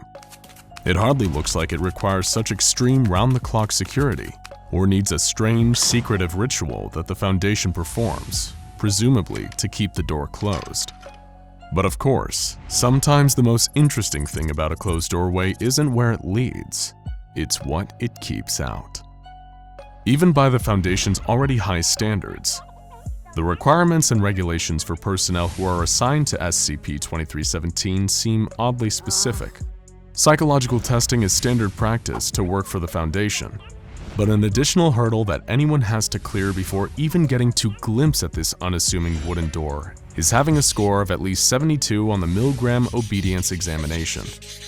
It is also mandatory that personnel assigned to maintaining it are both unmarried, with no children or next of kin, as well as an unwavering, unquestioning loyalty to the Foundation, pure devotion to its code and objectives.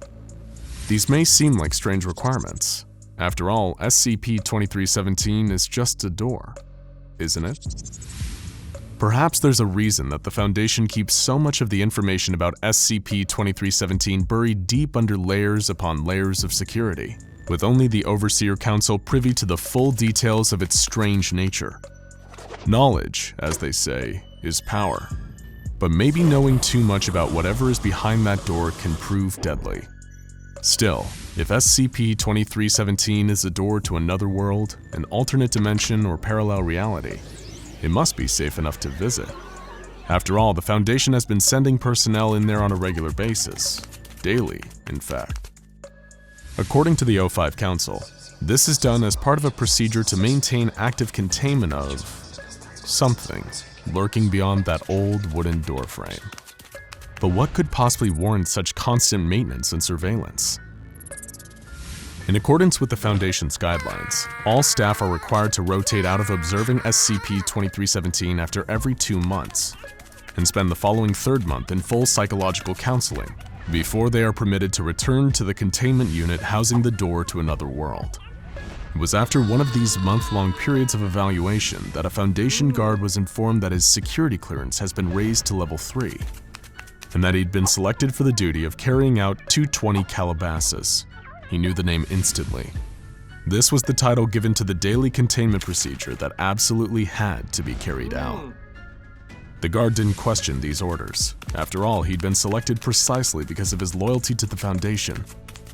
He did make one request to his commanding officer, however. He wanted to know what had happened to the last guard that had performed the procedure. Didn't make it out of psychological evaluation, the officer replied. Not letting this affect his dedication, the guard was told to prepare for Procedure 220 Calabasas. Along with a fellow member of Foundation security personnel, the guard was instructed to gather everything on a strange list. The first was a pre-selected member of Class D personnel, specifically a convicted murderer. Class D refers to disposable class personnel, expendable individuals recruited by the Foundation for the sole purpose of testing SCPs. Class Ds were usually prison inmates repurposed for SCP testing, and the one chosen for 220 Calabasas was no exception, serving multiple life sentences for murders, or at least that's what the guard had been told. A Foundation personnel member instructed him to refer to the Class Ds solely as the assistant from that point on. Next, the guard collected a live chicken, an obsidian-edged knife, a silver aspergillum and aspersorium, to be filled with 500 cc's of holy water that had been blessed by a priest of the Abrahamic faith, and finally, a 1 kiloton nuclear device, which according to instructions was only to be detonated in the unlikely event of a catastrophic containment failure. In other words, the last resort. After following his instructions to the letter and without question, the guard and his colleague were briefed. The Foundation personnel member informed them that he'd be joining and leading them in the procedure. The staff member also specified that henceforth he'd be referred to as the Celebrant until the completion of 220 Calabasas. The guard was acutely aware of how specific these instructions were, but trusted in the Foundation, knowing that if they wanted this procedure performed a certain way, then it was in everyone's best interest to carry out the orders to the letter. But what the Celebrant then went on to explain raised far more questions about SCP-2317 and the nature of Procedure 220 Calabasas. The Class D joining them wasn't actually a Class D. The assistant, as they were now referred to, was in reality another Foundation staff member, with a Level 4 security clearance specifically tailored to SCP-2317. Every member of staff entering through SCP-2317 and taking an active role in 22 Calabasas needed to be informed that this assistant was not to be harmed or treated as a member of disposable class. Fighting back the nagging question of why the Foundation would employ this subterfuge, the guard, along with his fellow security officer, the Celebrant, and assistant, prepared for their departure through the door to another world at solar noon, when the sun was highest over SCP-2317. Solar noon, chickens, and holy water. This all seemed like an oddly occult combination for the Foundation. As they entered the old wooden door, beyond lay a barren salt plain, stretching out for kilometers in every direction. This alternate dimension, according to the briefing, was designated SCP-2317 Prime. The guard immediately noticed a ring of 7 pillars directly ahead of the group as they entered, each of them bearing intricately detailed engravings unlike anything from any era of ancient history. Procedure 220 Calabasas was carried out quickly but carefully, the guard watching as the Celebrant and assistant were careful not to miss a step. First, the Celebrant scattered holy water into the center of the pillars with the aspergillum and aspersorium, looking down at his feet and keeping a steady pace as he stepped counterclockwise around them. The guard watched intently as the Celebrant completed his circuit around the pillars and turned to the assistant, anointing his head with holy water. 7 seals, 7 rings, 7 thrones for the Scarlet King, he said aloud. The assistant, with the obsidian blade in his hand, took the chicken and dispatched it in sacrifice, letting its blood mix with the holy water. He then repeated the Celebrant's circuit in the opposite direction before stepping into the center of the stone pillars. Blood for the old gods, water for the new king, the assistant recited, pouring the remaining mix of blood and holy water over a patch of salt in the middle of the 7 pillars. Even though he knew it wasn't his place to question the Foundation, as the 220 Calabasas procedure took place, the guard couldn't help but wonder what all this was for. It seemed so ritualistic, like something deeply religious or even magical. He never bought into all that occult mumbo-jumbo, even while working for the Foundation. But he had learned not to question anything, even the strangest and most inexplicable of sights. Little did he know that beneath his feet was an ancient and unknowable horror, a beast chained and lying in wait. Contained in a chamber directly underneath the pillars sat an impossibly large creature. Humanoid and obese, its body covered entirely in scales thicker than armor plating. Branch-like horns protruded from its jawless head, pointing up to chains that hung from the 7 pillars above, each one hooked into the entity's back. All but one of the chains was broken, a final withering shackle keeping the Devourer of Worlds in its underground prison. Ever since 1894 BCE, when Erexian mystics imprisoned it, the Devourer has been waiting patiently for its inevitable freedom. It knows, as well as the Foundation, that nothing can be done to prevent the final chain from one day breaking. Even Procedure 220 Calabasas won't keep the creature contained. It's nothing more than a smokescreen, an act designed to create an illusion of active containment and maintain Foundation morale until a permanent solution can be devised to keep SCP-2317 imprisoned. Of course, if the guard had known this, it would have also explained the need for a 1-kiloton nuclear device as part of this staged ritual. Procedure 220 Calabasas had all the components to trick everyone below the O5 Council, emulating religious and occult rituals, the increased level of security surrounding the procedure and its purpose, and telling staff that any failure to correctly and completely perform the 220 Calabasas procedure will result in an XK-class end-of-the-world scenario. All these elements work together to conceal the truth that one day the Devourer will escape and lay waste to our dimension. Knowledge is power, and maybe knowing too much truly is deadly. Perhaps if the guard had learned any of this, he'd have understood why his predecessor never made it out of psychological evaluation. Maybe if he had questioned the purpose of Procedure 220 Calabasas, he'd have learned the true nature of SCP-2317 and what that doorway kept out. But he was loyal to the Foundation through and through. As the team finished performing 220 Calabasas and returned through the wooden door, the guard took one last glance over his shoulder at the vast salt plain. The entire dimension was calm, silent, but not peaceful. It was patient. The entity had waited centuries for its time, and now all it would take was the breaking of this 7th and final chain. One day. The door was closed behind the guard as he, the celebrant, the assistant, and his fellow security officers stepped back through. Their work done and, as far as they knew, preventing catastrophe for another day. Only the Foundation higher-ups, the Overseer Council, are aware of the true danger posed by SCP-2317 and its sole inhabitant. Current predictions are that at some point within the next 30 years, the Devourer of Worlds will be freed.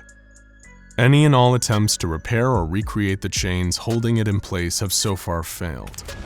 As such, the O5 Council has elected to continue providing Foundation personnel with the ignorant hope that Procedure 220 Calabasas is an effective strategy for containment. As we've said, sometimes the most interesting thing about a closed door isn't where it leads, it's what it keeps out.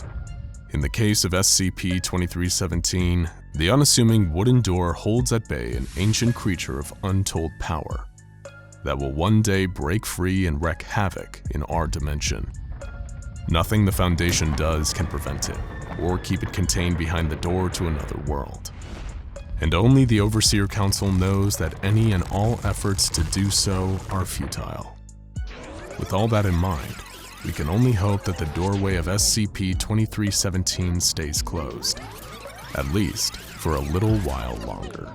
The anomalous religions that the SCP Foundation has cataloged and studied over the years are many in number and bottomless in depth, with specialized paratheological researchers limiting themselves to just one or maybe two faiths, diving fully into a religion of their choice and mastering its forbidden knowledge. But the Foundation is careful to make sure that those researching these faiths don't succumb to their beliefs, as many anomalous religions are dangerous to the organizations in practice, involving tasks such as making blood pacts with ancient gods, or modifying one's body to better suit a divine purpose. There's some seriously nasty stuff involved in the immaterial world, almost to the point where it makes you wonder why anyone would be suckered into joining up with what appears to be, from the outside, just another cult of crazies. But let's not generalize. Religions, even those that are non-anomalous, are all strange from the outside, even if one may seem natural to you. But one anomalous religion stands out from all the rest as having more active followers,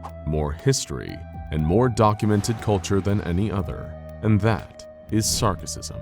Hold on to your flesh, because today on SCP Explained, we're going to be answering the question, what is Sarkicism? And hopefully don't get distracted and ritually sacrifice you, the viewer, in the name of the Grand Karcist Ion along the way.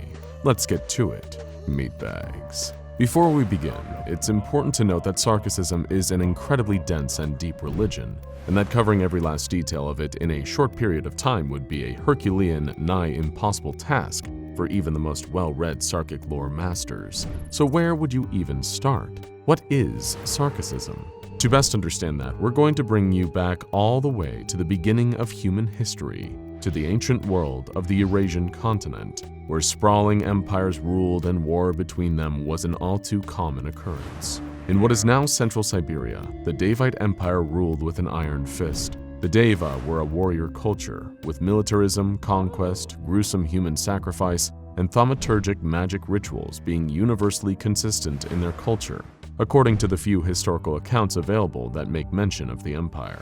The Davites practiced anomalous magic, arcane rituals, and sacrifices that bolstered their power, longevity, and standing within their society.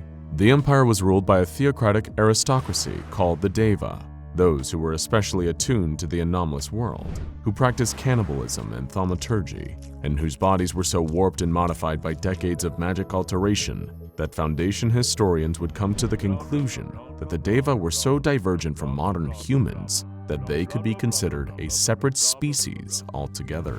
But how the Deva relate to Sarkicism remains the question, and the answer is found in the empire's slave-owning culture. The Davites owned many, many slaves, people they had brought or taken from their lands as a sign of pure Davite power in the form of ownership over another human being. Davite city-states had massive sprawling slave populations, and among those was a young boy by the name of Ion. Ion's appearance would be depicted over the years by Sarkic art and culture as inconclusive and varied, whether it was their gender or even the question of whether or not Ion resembled a human. The cult of personality that would crop up around Ion would be a testament to Sarkicism's eventual widespread culture. But it was here in ancient Western Siberia where those seeds of Sarkicism originated. According to the most prominent Sarkic texts, Ion was a slave, like many others in the Davite Empire.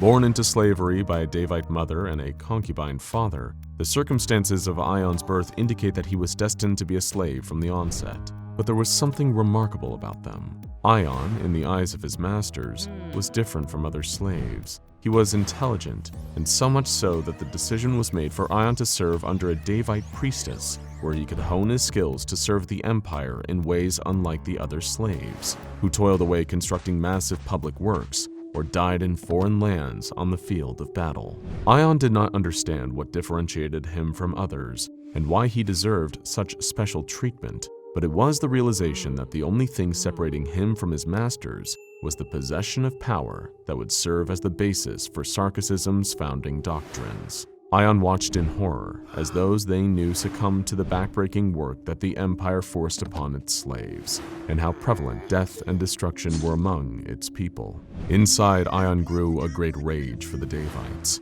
who flaunted their power over others in the form of slavery. He wished to transcend the physical limitations that kept him and his fellow slaves in bondage and service to the Davites. Ion knew that their masters practiced thaumaturgy, a form of magic that granted great power to its users, and in a brutal world where power is what defines who is master and who is slave, the prospects of achieving it became more important to Ion than anything else. If he could harness such power for himself, Ion could break free from the chains of slavery that kept him subservient to those Davite masters. He would achieve apotheosis, the belief that an individual could ascend to godhood through raw power and unbridled will. Over time, Ion's hatred of the so-called living gods of the Deva grew so strong that he actively began plotting their downfall. Around 1800 BCE, Ion's influence among the lowest ranks of the empire was inescapable. He was charismatic, he was a slave, he was powerful, and he spoke of violence, of seizing Daevite magic for himself and using it to elevate himself into power. Ion's tenets and beliefs appealed to the slave population, who also grew hungry for freedom. Ion's creed spread like wildfire and would form the basis for all Sarkic belief in the centuries that came. First, there was apotheosis, which Ion was striving to achieve, and the path to doing so was the will to power. The next belief covered that concept in depth. Ion believed that the will to power was the primary driving force of man. As an individual seeks to master all things within its domain, they exert that power onto others, and others have the ability to exert it back in opposition. Desire is the measure of power, and those with a stronger will always triumph over the weak. The next belief was the act of theophagy, a hypothetical tenet that Ion was toying with after observing the Daevite religion for years. Theophagy referred to the act of sacrificial consumption of a god, and upon eating them, achieving thaumaturgical, reality-bending, and all-powerful abilities. There were many gods in the universe, and this Ion knew, but none of them were fit for him to worship. Instead, he would crave their power. As a metaphorical example of theophagy, Ion wanted nothing more than to consume the Daevite Empire whole, taking its power for his own. Next, there was the idea of sacrifice, whether it was for the sacrifice of the self for the benefit of many, or the sacrifice of many for the benefit of the individual. Ion believed, much like his masters, that ritual sacrifice was a powerful tool that could be used as a means to achieve an end. Those who commanded the sacrifice were showing their power, bringing them that much closer to apotheosis. Those who were sacrificed were experiencing strife, which would only make them stronger than before. Muscles suffer damage, but eventually heal. The mind develops toleration against hardship, such as slavery. This cycle of destruction and regeneration in strife was, according to Ion, one of the greatest tutors in the natural world. Ion's final core belief would be the most prominent outward-facing indicator of Sarkicism, and that was the idea of shepherding the flesh. Ion believed that all living things descended from a single progenitor, an all-powerful god known as Yaldabaoth, who the Sarkists would later regard as the principal power in the universe. Yaldabaoth's relationship with Sarkicism is tenuous at best, with modern Sarkic cults either admiring or fearing the enemy. One thing is certain though, Yaldabaoth remains present in all Sarkic culture, even if the religion doesn't exactly worship the god itself. Yaldabaoth was a destroyer who fed upon gods, worlds, and stars, who incidentally created the entire universe and life itself as a result of its power-hungry actions. The creation stories talk of Yaldabaoth as a blind entity, driven solely by instinct, fueled by the forces of primordial chaos. As life was created as a result of Yaldabaoth's existence, it was ultimately unguided by intelligence, and its spread throughout the universe was similar to that of a germ than anything grand or divine. Ion, upon learning of these myths, came to the conclusion that the multiverse itself was only an altar that held life's existence, which was brought into reality for the ultimate sacrifice at the hands of Yaldabaoth. The entity would one day reclaim all of existence for itself, harvesting what it created and consuming it whole, as this was Yaldabaoth's nature and purpose as the ultimate being of the cosmos. Ion saw this shared ancestry among life as the key to genetic modification. As all life was derived from Yaldabaoth, it held a similar genetic code, and it would become the Sarkic right to guide and cultivate organic matter, stealing the genes of other life forms or creating entirely new ones. Through this perversion of life, Ion felt he could ascend from something ordinary to a living god, fueled by the unending cycle of sacrifice and creation. With his radical power-hungry beliefs rapidly spreading throughout the Daevite Empire, mostly among its slaves, the leading Deva became fearful of Ion. Attempts to assassinate him or usurp Ion's influence were met with failure, and only fueled the mission of his followers, furthering the belief that if they were to achieve godhood, they had to overthrow the Daevites, who were the most present, all-powerful beings in their lives. This all came to a head when Ion launched his final act against the Daevite Empire. After years of sowing the seeds of disharmony and hate among the slave population, Ion rallied his followers and swept them up into a full-scale rebellion.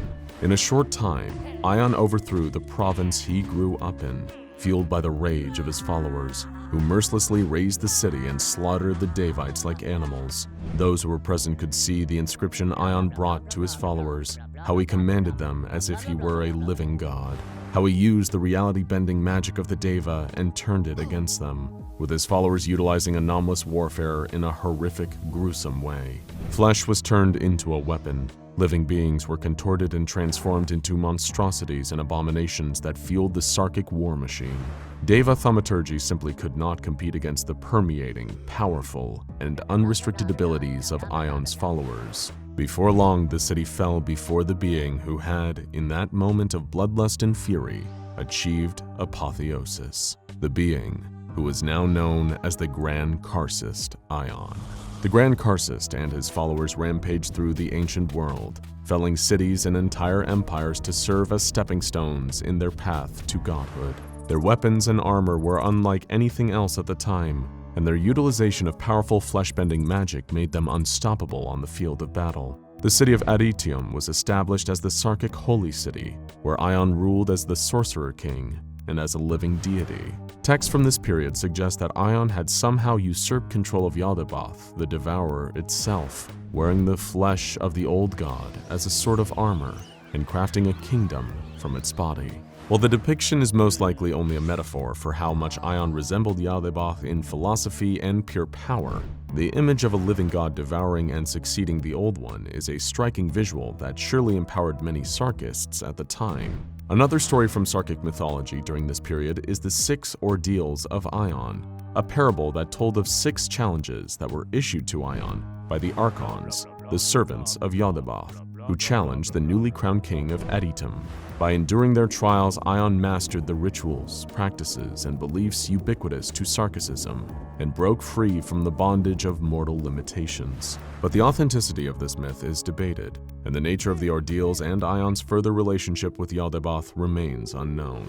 But why did the Grand Karcist Ion, with his flowing red robes and wielding his all-powerful staff, who twisted flesh and drew blood when he so much as drew breath, fall into such obscurity that his religion remains a mysterious and obscure footnote in the Foundation's archives? If the Sarkists were as powerful as these early texts state, where are they today? Why did the horrific city of Aditum, built of living organic material that stood monument to Ion's indomitable will, fall? In Sarkicism's golden age, from 1600 and 1200 BCE, the religion's permeation was inescapable. Like the diseases they wielded in their wars, Sarkicism spread like a contagion around the world. Everywhere they went, they assimilated tribes and villages into their ranks, fighting under the banner of Aditum and the Sarkic faith. This expanded empire would be referred to as Kalmaktama, or the Deathless. Many tried to defeat these brutal invaders, including the king of the Hittite Empire himself, but all fell before them.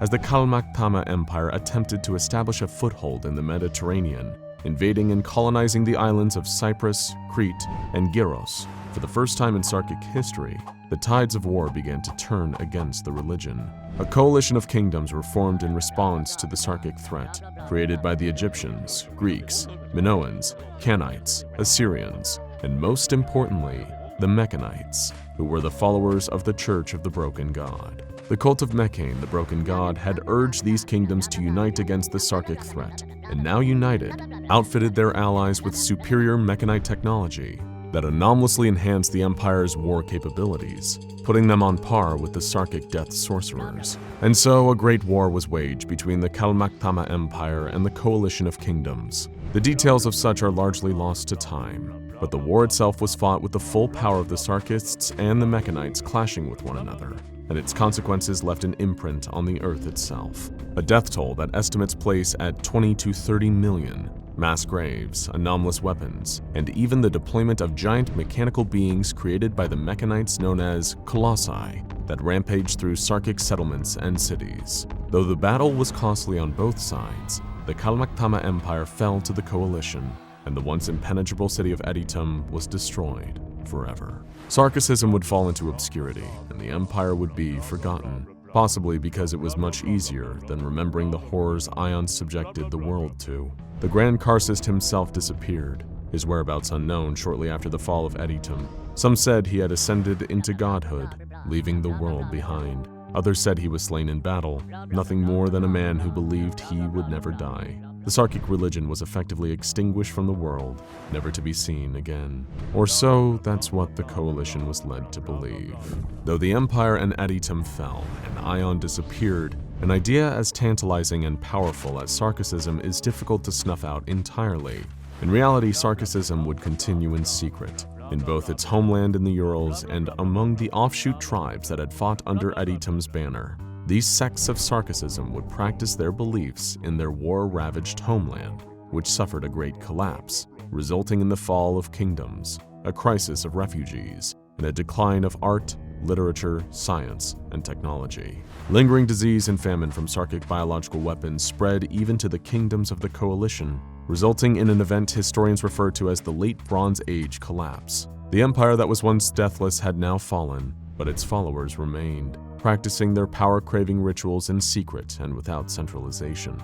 This led to a Sarkic diaspora, where various sects and Sarkic cults, each with culturally distinct beliefs, would crop up throughout the Eurasian continent. While the Foundation is unsure of the specifics of these cults' activities and beliefs, elements of Sarkicism would soon begin to permeate the upper echelon of society, infiltrating Carpathian cults or sought out by nobles themselves who ignored the rumors of devil worship and witchcraft to seek out Sarkic power for their courts. The tempting power that Sarkicism granted made it a popular choice to be practiced in secret by upper-ranking royals and even entire noble families. From their position of power, where they had access to knowledge, influence, and a fresh supply of sacrifices, Sarkicism endured. Over time, this would result in the formation of Sarkic great houses, where families practiced their own interpretation of Sarkicism, the religion that was now mutated into hundreds upon hundreds of variations and subcultures. These great houses would focus on individualism and applying their powers to fulfill their self-serving needs. Sarkicism, now decentralized completely, would spread throughout Europe via marriage, as a high society of cults and magicians whose true motives for ruling their kingdoms and provinces were kept hidden behind their meaty flesh curtain of absolute secrecy. Today, the Sarkic cults persist, and their anomalies are frequently uncovered by the Foundation. Understanding them and their religion, however, is another ordeal entirely, and the majority of Sarkic history, culture, and practices are unknown to the organization, but they're still out there, in the highest ranks of urban society, in the most remote villages of the world. There will always be those who crave to wield flesh, the followers of Ion who hope to achieve apotheosis, however they may believe they can do so. Though the details remain unclear, there is one thing the Foundation has realized over its years of studying the religion: Sarkicism has, and always will, remain. It has long been the mission of the SCP Foundation to secure and contain any anomalies they encounter, all to protect the safety of the human race. Sometimes containing an SCP is a trivial task, as simple as guarding a room or keeping an eye on an artifact with strange but mostly harmless properties. Other times, though, anomalies require a considerable number of the Foundation's personnel and resources to keep them under control. This latter category commonly includes some of the most dangerous creatures and entities that the SCP Foundation keeps under lock and key. However, while it might be only in very rare cases, every so often an SCP comes along with its very own built-in method of containment. This can often be the result of someone encountering an anomaly and discovering the perfect way of imprisoning it before the SCP Foundation comes along and steals all the credit. Undoubtedly, this makes the job of securing an anomaly all the easier for the Foundation's staff. After all, someone else has already done the hard part of the job for them. Or rather, it would make things easier if only the Foundation's own researchers chose not to interfere, and could leave a deadly threat kept safely in its box without trying to find out what makes it tick. SCP-5001 is, in some ways, a reminder that some things are best left alone, but it is also a grave warning not to tamper with that which you do not understand. Both of these lessons would soon be imparted on the SCP Foundation. Buried 60 kilometers below the ground in northern Russia is SCP-5001, a 53-kilometer wide structure. It is an enormous biomechanical machine, but to the untrained eye, there is nothing anomalous about the object. And according to the Foundation's findings, this is indeed the case. There is nothing inherently anomalous about the structure itself. But there are a number of characteristics that seem to suggest it is, in some way, connected to anomalous phenomena. For one, there's the sheer scale of the structure. And then there's the records that were uncovered about SCP-5001, which appear to have been monitoring and tracking its status. Perhaps whoever constructed it or discovered it kept a record as they observed the structure. Nothing too out of the ordinary about that. But what's strange is that these date back to 11,000 BC. And yet were somehow made with modern systems of measurement. And other weirder documents have been recovered from inside of SCP-5001. Records written in languages from all over the world, and even some in languages lost to time. Among them are papers in Phoenician, Ancient Hebrew, both ancient and modern Greek, Latin, Anglo-Saxon, along with modern Russian, English, and Mandarin. Some of these documents are even written in languages that the SCP Foundation's top researchers are yet to properly identify. The explanation for all this would seem obvious, wouldn't it? Writing in both ancient and contemporary languages, records that date all the way back to the last of the prehistoric era, it all seems to point in a certain direction. Somehow, SCP-5001 has a link to time travel. Perhaps it was even a hub for a group of time travelers, right? Wrong. The Foundation already thought that this might be the case and checked for any signs of temporal anomalies. And yet, they found nothing. No evidence to suggest that there had ever been any time travel near or using SCP-5001. There were no devices on site that could affect time, and no traces of any residue or fallout from a temporal occurrence. So what exactly does this thing even do? Well, we're afraid to say the Foundation researchers have been stumped on the answer to that question too, and they are not the only ones either.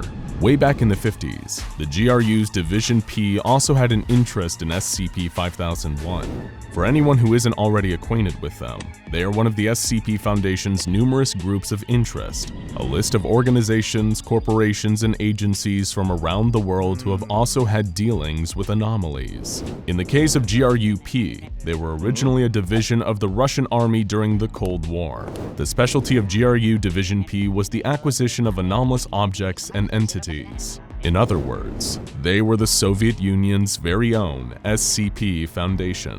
In 1953, GRU Division P was alerted to abnormal seismic activity in a narrow region of northern Russia. A team was immediately sent in to investigate and began attempting to take seismic measurements of the area in question. During their various experiments and tests, GRU Division P realized a discrepancy in their readings. Again and again, they checked and double-checked their results, only to discover that this reading wasn't the result of faulty equipment or even human error. There was something big nearby. What they hadn't yet realized was around 30 kilometers away, deep underground, was SCP-5001. Immediately, GRU Division P began drilling towards the location of SCP-5001, but for years found that they were unable to breach the exterior of the structure. Defeated, the project was abandoned in 1955. However, Soviet leader First Secretary Khrushchev seemed to have a vested interest in gaining access to SCP-5001.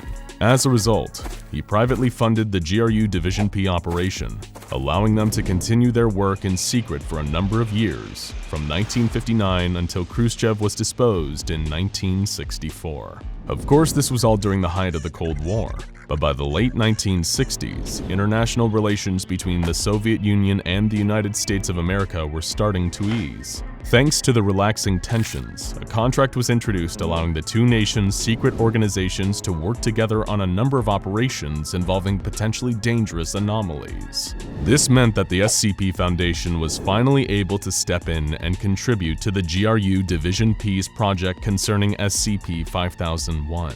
Their first task? Actually getting inside the subterranean structure. Naturally, given how well-versed the Foundation is in dealing with anomalies, they had ideas for how to crack this nut. By acquiring anomalous technology from the Global Occult Coalition, another group of interest, as well as experimental designs created by one Dr. Elijah Rachma, the SCP Foundation were finally able to breach the structure in 1971. From then until the dissolution of the Soviet Union in 1991, the SCP Foundation and GRU Division P worked together to conduct a number of studies into the origin and purpose of SCP-5001. Both organizations were curious as to the technology the structure possessed, and attempts were even made to recreate some of the devices found within. Among this advanced technology were ontological stabilizers, also known as Scranton reality anchors, which are located around SCP-5001's inner chamber. These were designed to directly alter the amount of Humes in a given area. What's a Hume? Well, to keep it simple, a Hume is a measure of the reality around us. If it helps, imagine reality as a pile of sand. Now imagine that you remove a single grain of sand from the pile. Congratulations, you just removed one Hume from this reality. Taking one away doesn't really do much, but start grabbing handfuls and the pile gets smaller, scattered. Less a pile and more a light dusting of sand. Reality works the same way. Take too much away and it starts to lose whatever it was before. Being able to alter the amount of Humes in an area meant that these ontological stabilizers could alter the strength of reality itself, even nullify the reality-bending properties of some anomalies. In theory, an SCP with the power to influence reality could be contained using this technology. The effects of their abilities reduced significantly, although not negated entirely. Another noteworthy piece of technology uncovered was codenamed Omega.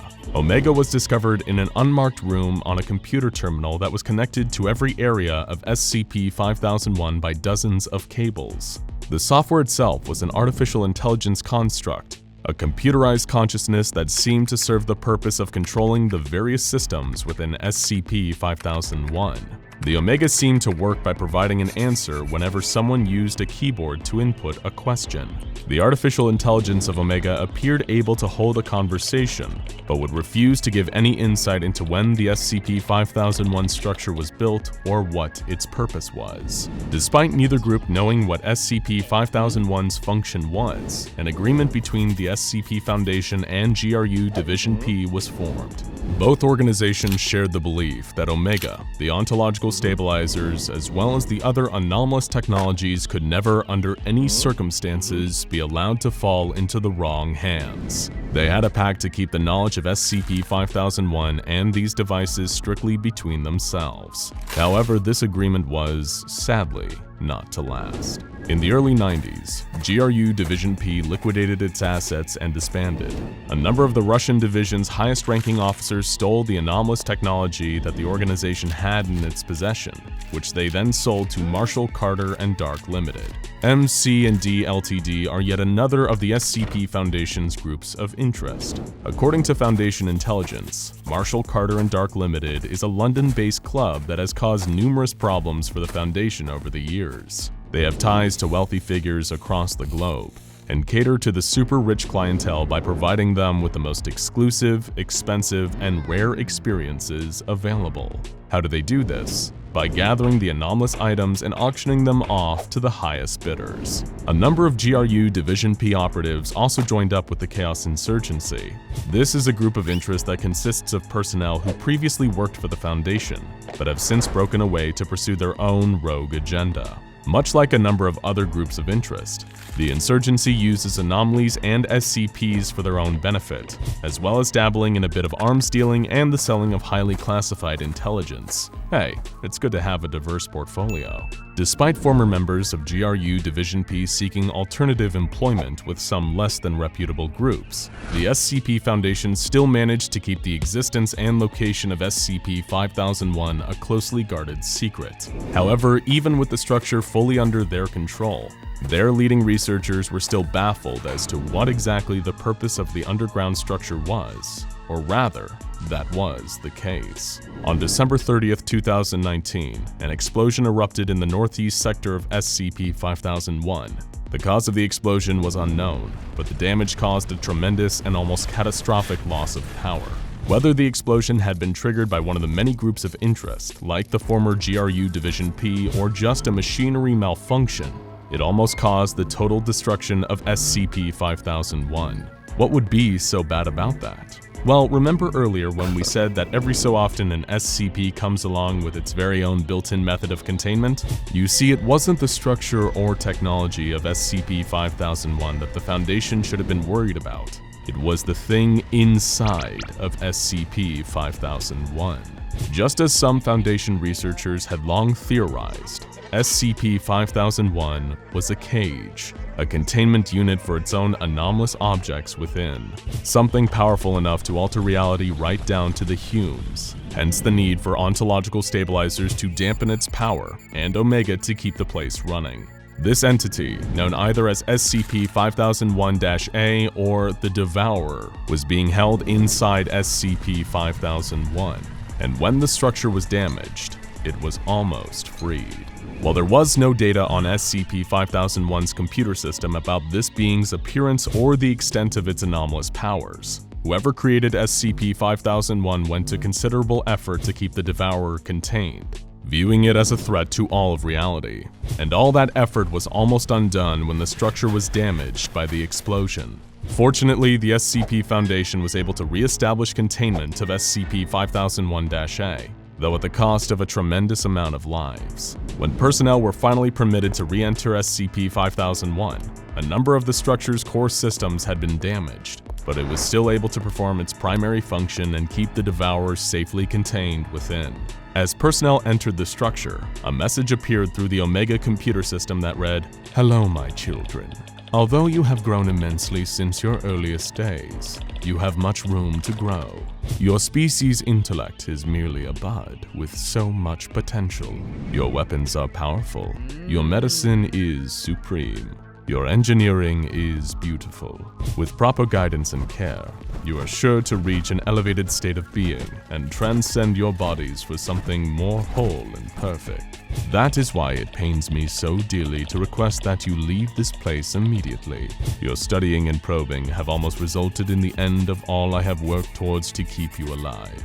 If you comply, I guarantee that the Devourer will never escape, and your species will be free to pursue the enlightenment of technology for all eternity. Let this be my final gift to you, directly from the center of my broken heart." Okay, back up. Broken heart.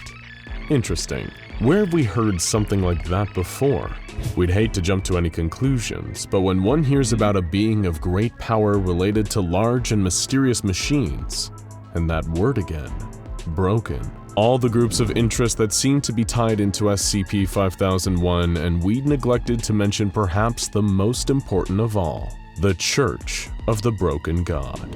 This religious organization that reveres industry and technology over the impurity of flesh has been united in a singular purpose, rebuilding their deity, the broken god Mechane, whose body was split apart in an attempt to preserve the future of mankind. Perhaps the heart of this great and ancient machine, this Devourer, is actually the heart of something else entirely. Though of course, there's only so much we can speculate. Knowledge, after all, can sometimes be like a flame.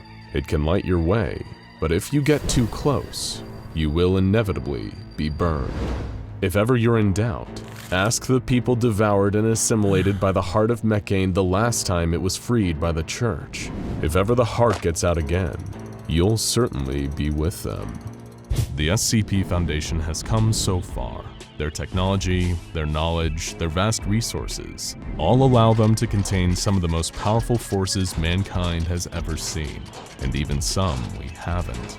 But as SCP-5001 shows, there is still much that even the brightest researchers at the Foundation don't yet understand, and their drive to poke and prod at the unknown nearly led to the end of reality as we know it. Perhaps one day we'll be able to fully understand just what the Devourer is, and the ways that SCP-5001 worked to protect us from it, but we're not there yet, and there's no guarantee that we ever will be.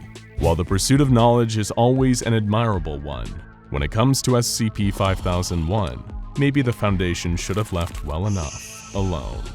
Captain Francis Pike leads his team across the Arctic tundra. In the distance, they can see the city of Audapaupadopolis. It floats 7.8 kilometers above the ground. and is filled with mysteries and treasures beyond even the Foundation's wildest dreams. It is September of 1933 when the SCP Foundation first catches winds of something odd going on in the Arctic. A British airman named Sir George Danson flies over the North Sea heading to Norway. After he lands in Oslo, Danson begins ranting about a floating city. The Foundation immediately disseminates contradictory information and manipulates the story to include that Danson had been drinking during his flight, so everything he is saying is probably the result of a drunken hallucination. While SCP agents spread lies, the Foundation immediately launches an investigation. The team that is sent to the Arctic confirms what Danson claims to have seen. There is indeed a floating city there. Now Captain Pike and his team stare at the island in the sky as their hot air balloons are filled behind them. The Arctic wind whips up small snow tornadoes as the temperature plummets. The balloons are ready, and Pike orders his men to board. They lift off from the ground and pull their parka hoods over their heads to protect them from the Arctic blasts at high altitudes. Pike and his team slowly drift over the city of Audapaupadopolis. When they are somewhat in the middle of the floating island, the hot air balloons are lowered and the team lands without incident. To their surprise, the exploratory team finds that the floating city has its own microclimate, which is much more pleasant than the frigid Arctic. They remove their winter gear. "Proceed with caution," Pike tells his men. "We have no idea what we're going to find in the city." The architecture is clearly old, but not exactly like anything on Earth today. It seems to be a conglomerate of ancient Mesopotamian design mixed with the design features of several other cultures. Many of the buildings that line the stone streets are crumbling, and the city overall is in ruins. Pike leads his team down a series of roads. Scientists photograph and take notes of the city for Foundation records. SCP agents check around every corner to make sure there is nothing hiding in the shadows. The team comes to a crossroads. "Halt!" Pike shouts. Standing in front of them is an old man with long gray hair and a white beard. He seems to be of Middle Eastern descent. "Hello, friends," the old man says. "Welcome to Audapaupadopolis. I am the caretaker of the city. I've been expecting you. Please follow me." The old man turns around and proceeds down the causeway. Pike hesitates for a moment. "Stay alert," he whispers to the agents behind him. Then he begins to follow the old man down the street. As Pike walks, he takes in the grandeur that the city once held. The roads are as wide as the main avenues back in London, while the buildings, although in shambles, still retain some of their ancient beauty. Pike begins to walk a little faster to catch up with the old man. "What happened here?" he asks. The man turns his head. "All will be revealed soon, Francis Pike. Just be patient." "How do you know my name?" asks Pike. The old man smiles. They turn another corner and in front of them is the Grand Hall. It seems to have survived whatever catastrophe befell the rest of the city. Pike stops and stares up at the massive structure with his mouth ajar. "Come," says the old man, as he motions the SCP team to follow him up the steps into the main hall. "Let's eat." The old man prepares a simple meal, but one that fills the stomachs and satisfies Pike and his men.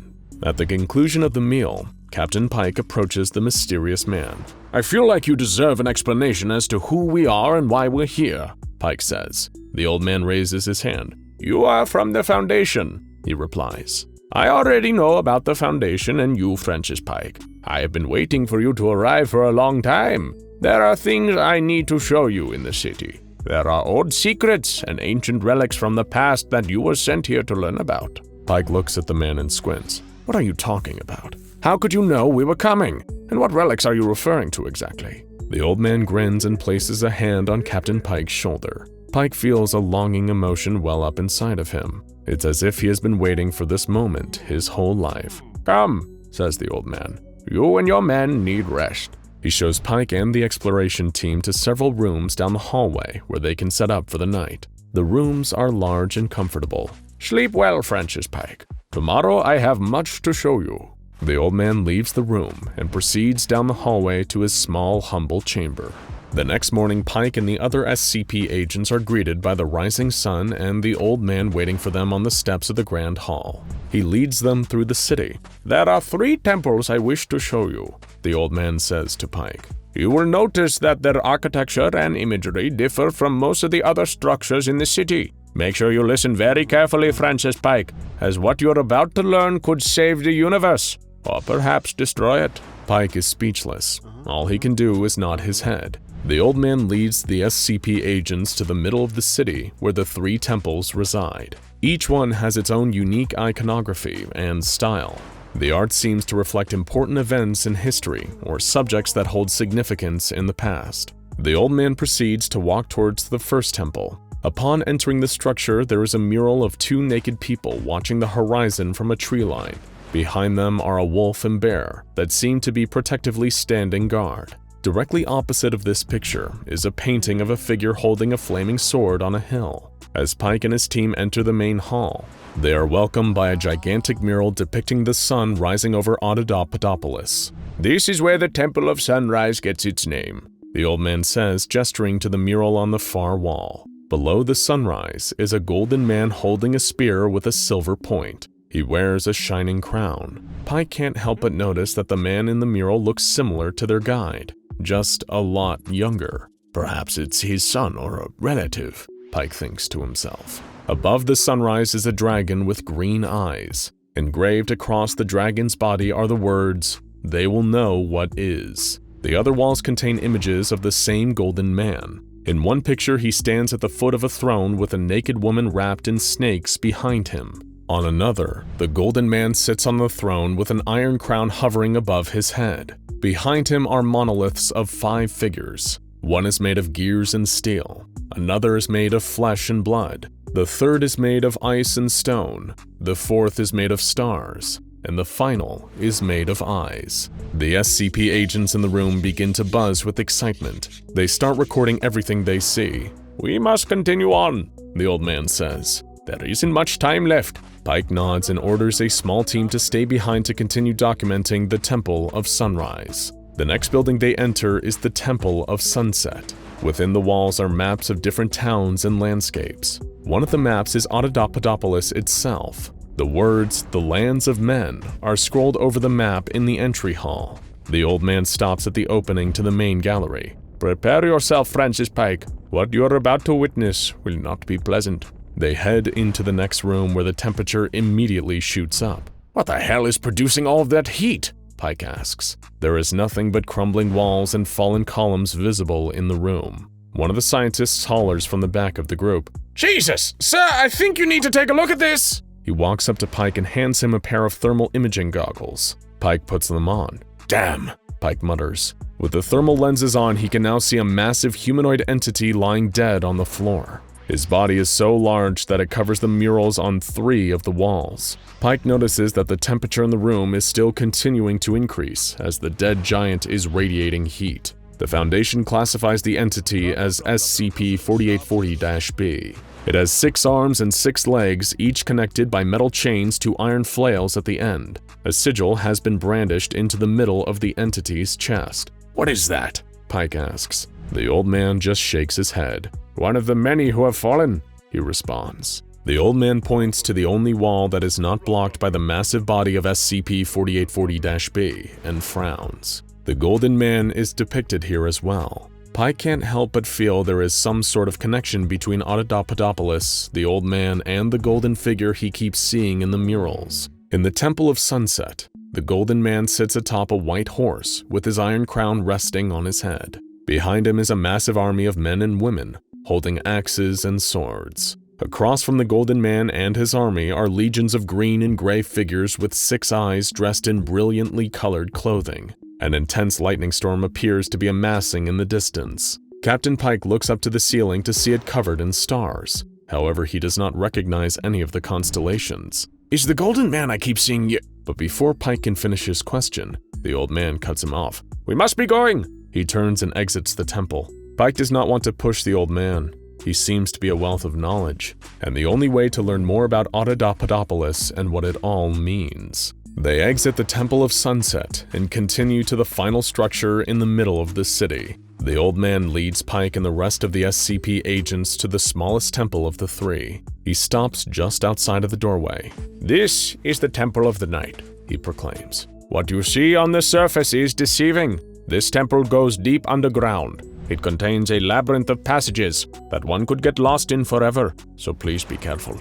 "Are you coming?" Pike asks. "No," responds the old man.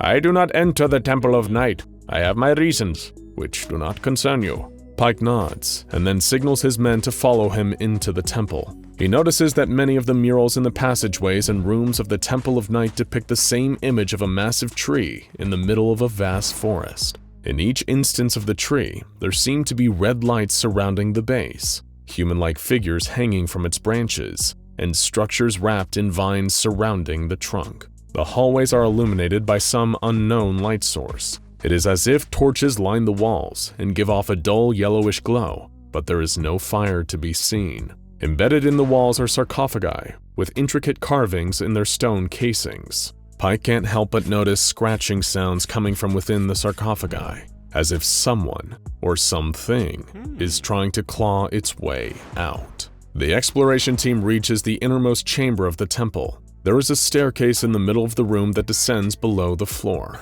However, its entrance is covered by rubble from a collapsed wall. Suddenly, an SCP agent runs up to Captain Pike. "Sir, I think you should see this." Pike follows the man back through a series of twists and turns. He stops at a closed door. The Foundation seal is carved into the wood. It seems as if the carving has been there for a long time, which is impossible since they are the first SCP team to explore the city of Audapaupadopolis. The agent pushes open the door and Pike steps in. He is astonished by what he finds. It seems he has been transported to an abandoned Foundation site. All of the lights are off, but he can tell that it is some kind of central command center due to the screens and setup of the space. Painted in black block letters on one of the walls is Site 000000. Pike quickly exits back through the entryway and shuts the door behind him. He looks at the SCP agent who brought him into the room. "Secure this door and make sure no one gets in or comes out. Do I make myself clear?" Pike orders his men to exit the temple. After everyone comes out, Captain Pike walks over to the old man who is sitting on the steps outside. "Did you find what you were looking for, Francis Pike?" the old man asks. Captain Pike shakes his head. He stares down, eyes wide, at the stone steps of the temple. "I see," says the old man. "I have something else to show you, Francis Pike." The old man leads Pike to the grand hall that they had slept in the night before. He brings him through a series of passageways and down a staircase. They stop in front of a large door. "Open it," the old man whispers. Captain Francis Pike walks up to the door and pushes it open. On the other side is endless darkness, from which he hears his own voice speaking to him through the ether. Pike begins to walk towards the darkness. The old man places his hand on Pike's shoulder and pulls him back. Then he shuts the door. "The light of the world has long since left that place, and mortal man can no longer walk it," says the old man. "I needed to show it to you as a warning. Things are not always what they seem, Francis Pike." That night, Pike lies awake staring at the ceiling of the grand hall, thinking about the old man. He sits up and begins jotting down his thoughts. In his official report, he identifies the old man as SCP-4840-A, but in his journal, he can't help but refer to him as a friend. There is something about the old man, something special. Pike knows there is much more to his story, and the story of the flying city of Audapaupadopolis. If you've ever studied ancient Egypt in your history class, then you are probably familiar with the way they buried their pharaohs. When a king of Egypt died, their body would be entombed in a huge sarcophagus, usually after being mummified. Mummification was the process that the ancient Egyptians used to preserve their dead, safeguarding a corpse with special chemicals and the application of cloth almost like bandages. This was done to keep cadavers from decaying, usually because of the belief that this would carry over into the afterlife. And it wasn't just the Egyptians that practiced mummification either. Mummies of human beings or animals have been found on almost every continent in the world. Sometimes a body can even be accidentally mummified through exposure to extreme cold, lack of oxygen, or other environmental factors that help keep the deceased preserved. Fun fact, the oldest recorded mummy isn't even one left behind by the ancient Egyptians. It is actually a naturally mummified severed head, estimated to be 6,000 years old. It was unearthed in South America in 1936. Yes, corpse preservation techniques can indeed be strange, but none are stranger than SCP-1176, also known by the nickname, the Mellified Man. Now, as you may have already pieced together, the Mellified Man is a mummified corpse, but not quite like the ones you would expect to find buried in the pyramids. estimated by Foundation researchers to have been a man in his mid-30s when he died. SCP-1176 is a corpse that has degraded so much over the centuries that it has made DNA examination impossible. According to some of the SCP Foundation's best minds, SCP-1176 is possibly of Arabian ancestry, and thought to have passed away sometime during either the 10th or the 11th centuries AD. This is certainly not your ordinary mummy, and it definitely isn't like the kind you'd see in a cheesy black and white horror movie or on an old episode of Scooby-Doo. SCP-1176 is absolutely, undoubtedly dead by all clinical definitions. It doesn't show any signs of breathing, and the processes of blood circulation or metabolism have long since stopped. However, despite the decay suffered by the rest of the body, SCP-1176's brain seems to have remained intact for almost 10 whole centuries. Not just intact, but active. The Foundation's researchers have confirmed that the brain has a constant level of electrical activity, consistent with people experiencing Stage 3 non-rapid eye movement sleep, known colloquially as deep sleep.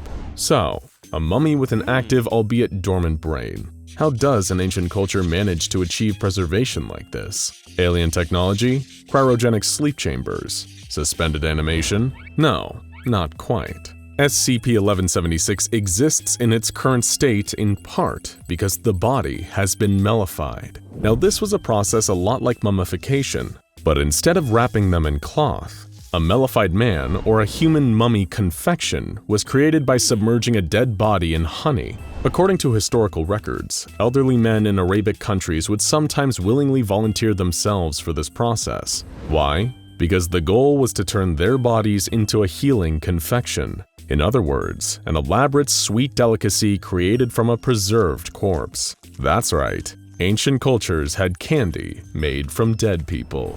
All the information the Foundation has gathered about SCP-1176 seems to point to the body being one such mummified man. When extracting the remaining bodily fluids from the corpse, instead of finding blood or other normal substances, Foundation researchers discovered that SCP-1176 was full of a viscous gold-colored liquid that they designated as SCP-1176-1. Further testing of this fluid revealed it to be, you guessed it, honey. Specifically, it was a type known as clover honey, made by a species called the Anatolian honeybee. This stuff was everywhere, filling SCP-1176 entirely. So much so that honey was even coming out of the body's pores. This is due to the nature of the mummification process. Typically, before death, a person who had offered to sacrifice their own body would stop eating any food. Instead, their diet would consist solely of honey and nothing else. They would even bathe in it, submerging their entire body in the substance inside and out until their sweat and even their feces were pure honey. This honey-only diet would eventually kill the donor, and their corpse would be placed in a stone coffin, which was also filled up with even more honey. After approximately 100 years, what would be left was human mummy confection, a honey-based candy of sorts that could be then sold at street markets for a high-value price. Why was it so expensive? Well, not just because it was literally made from a dead person, but also because this confection was believed to possess rare and powerful healing properties. Everything from the common cold to broken bones was said to be cured by it. Despite it leaking out of SCP-1176, the honey doesn't seem to ever run out, even when tested under varying conditions. It seems like the mummified man actively produces more of the sweet golden substance, acting as the source rather than a container with a finite amount. And yes, it is still edible after several centuries. In fact, it contains an abundance of essential vitamins and nutrients. According to the Foundation's testing, the honey produced by SCP-1176 can suppress the feeling of hunger for up to 18 whole hours, and there are no long-term side effects for most that eat it. However, this is not the case for everyone. The Foundation has learned that any person without the blood type AB positive will have a severe allergic reaction should they consume any of SCP-1176-1. The symptoms include acute hemolysis, which means the red blood cells won't break down properly, and renal failure, which is when the kidneys stop functioning. This all results in death for most of the subjects without AB-positive blood who were fed SCP-1176-1. The symptoms for these unlucky people were the same as receiving an incompatible blood type after a transfusion. In 1985, the SCP Foundation launched a raid on a facility in Asmara, Eritrea, which at the time was owned by a group called the Mana Charitable Foundation. Agents had been dispatched to this facility after various rumors and reports that pointed to this location being the source of a strange honey substance. This anomalous liquid was being shipped to a number of areas in Ethiopia that had been stricken with famine. Pretty easy to guess where the Mana Charitable Foundation got all that honey, right? The problem was, because SCP-1176-1 caused adverse effects on people without AB-positive blood, a considerable amount of civilians had died from consuming it. Hence, the SCP Foundation was forced to step in. When SCP-1176 was first uncovered, the body had been stored inside a large stone sarcophagus, as was part of the ancient practice of creating a mellified man. There was also a copper pipe and spigot installed by the Mana Charitable Foundation to extract the honey from within. The lid, sides, and inside of the sarcophagus itself had a number of Egyptian hieroglyphics inscribed within.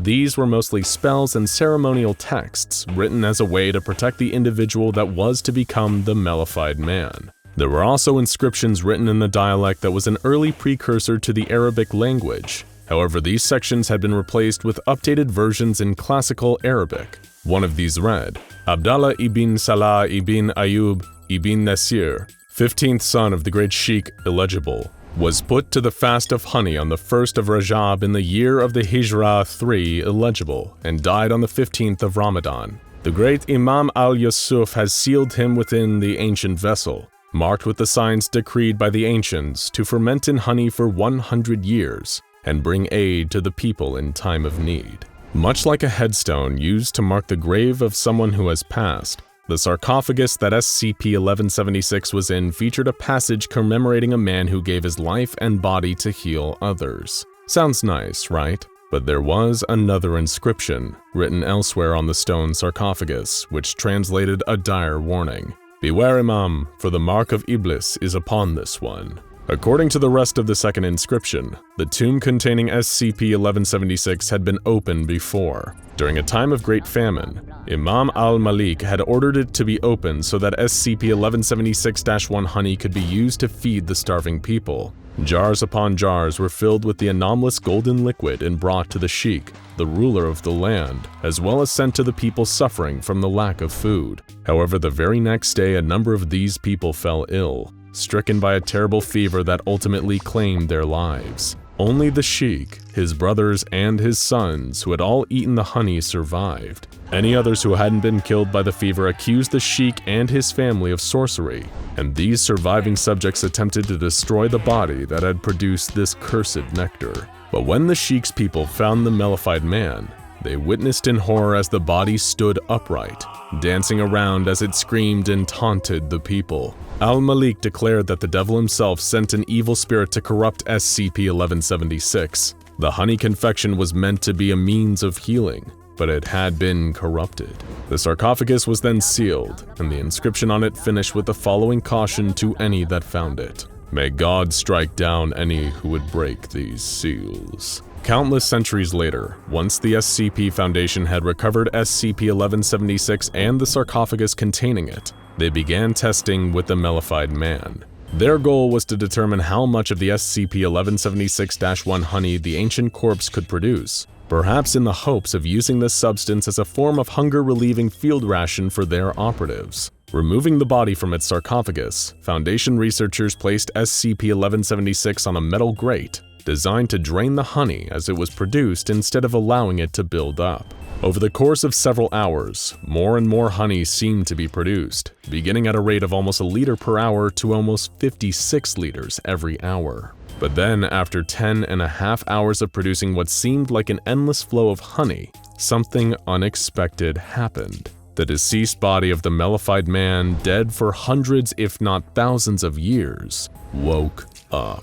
Foundation staff detected a spike in brain activity. If you cast your mind back to earlier, you'll remember that SCP-1176's brain had managed to survive and stay intact long after it should have decayed. The mellified man opened his eyes and immediately started to wildly flail around. He made a number of distressed sounds, the long dead body trying to crawl towards the outskirts of the testing chamber. Thanks to so many of its organs and muscles having withered away over the years, SCP-1176 was barely able to see or understand its surroundings. It couldn't speak, not properly anyway, given that its tongue had long since decayed. The Foundation's personnel moved in to try and restrain the ancient and now animated body, hoping to sedate it before SCP-1176 caused any lasting damage to itself. Eventually, staff were able to force SCP-1176 back into its sarcophagus, slamming the stone lid back in place and trapping it within. They could hear the once human creature screeching and vocalizing from inside,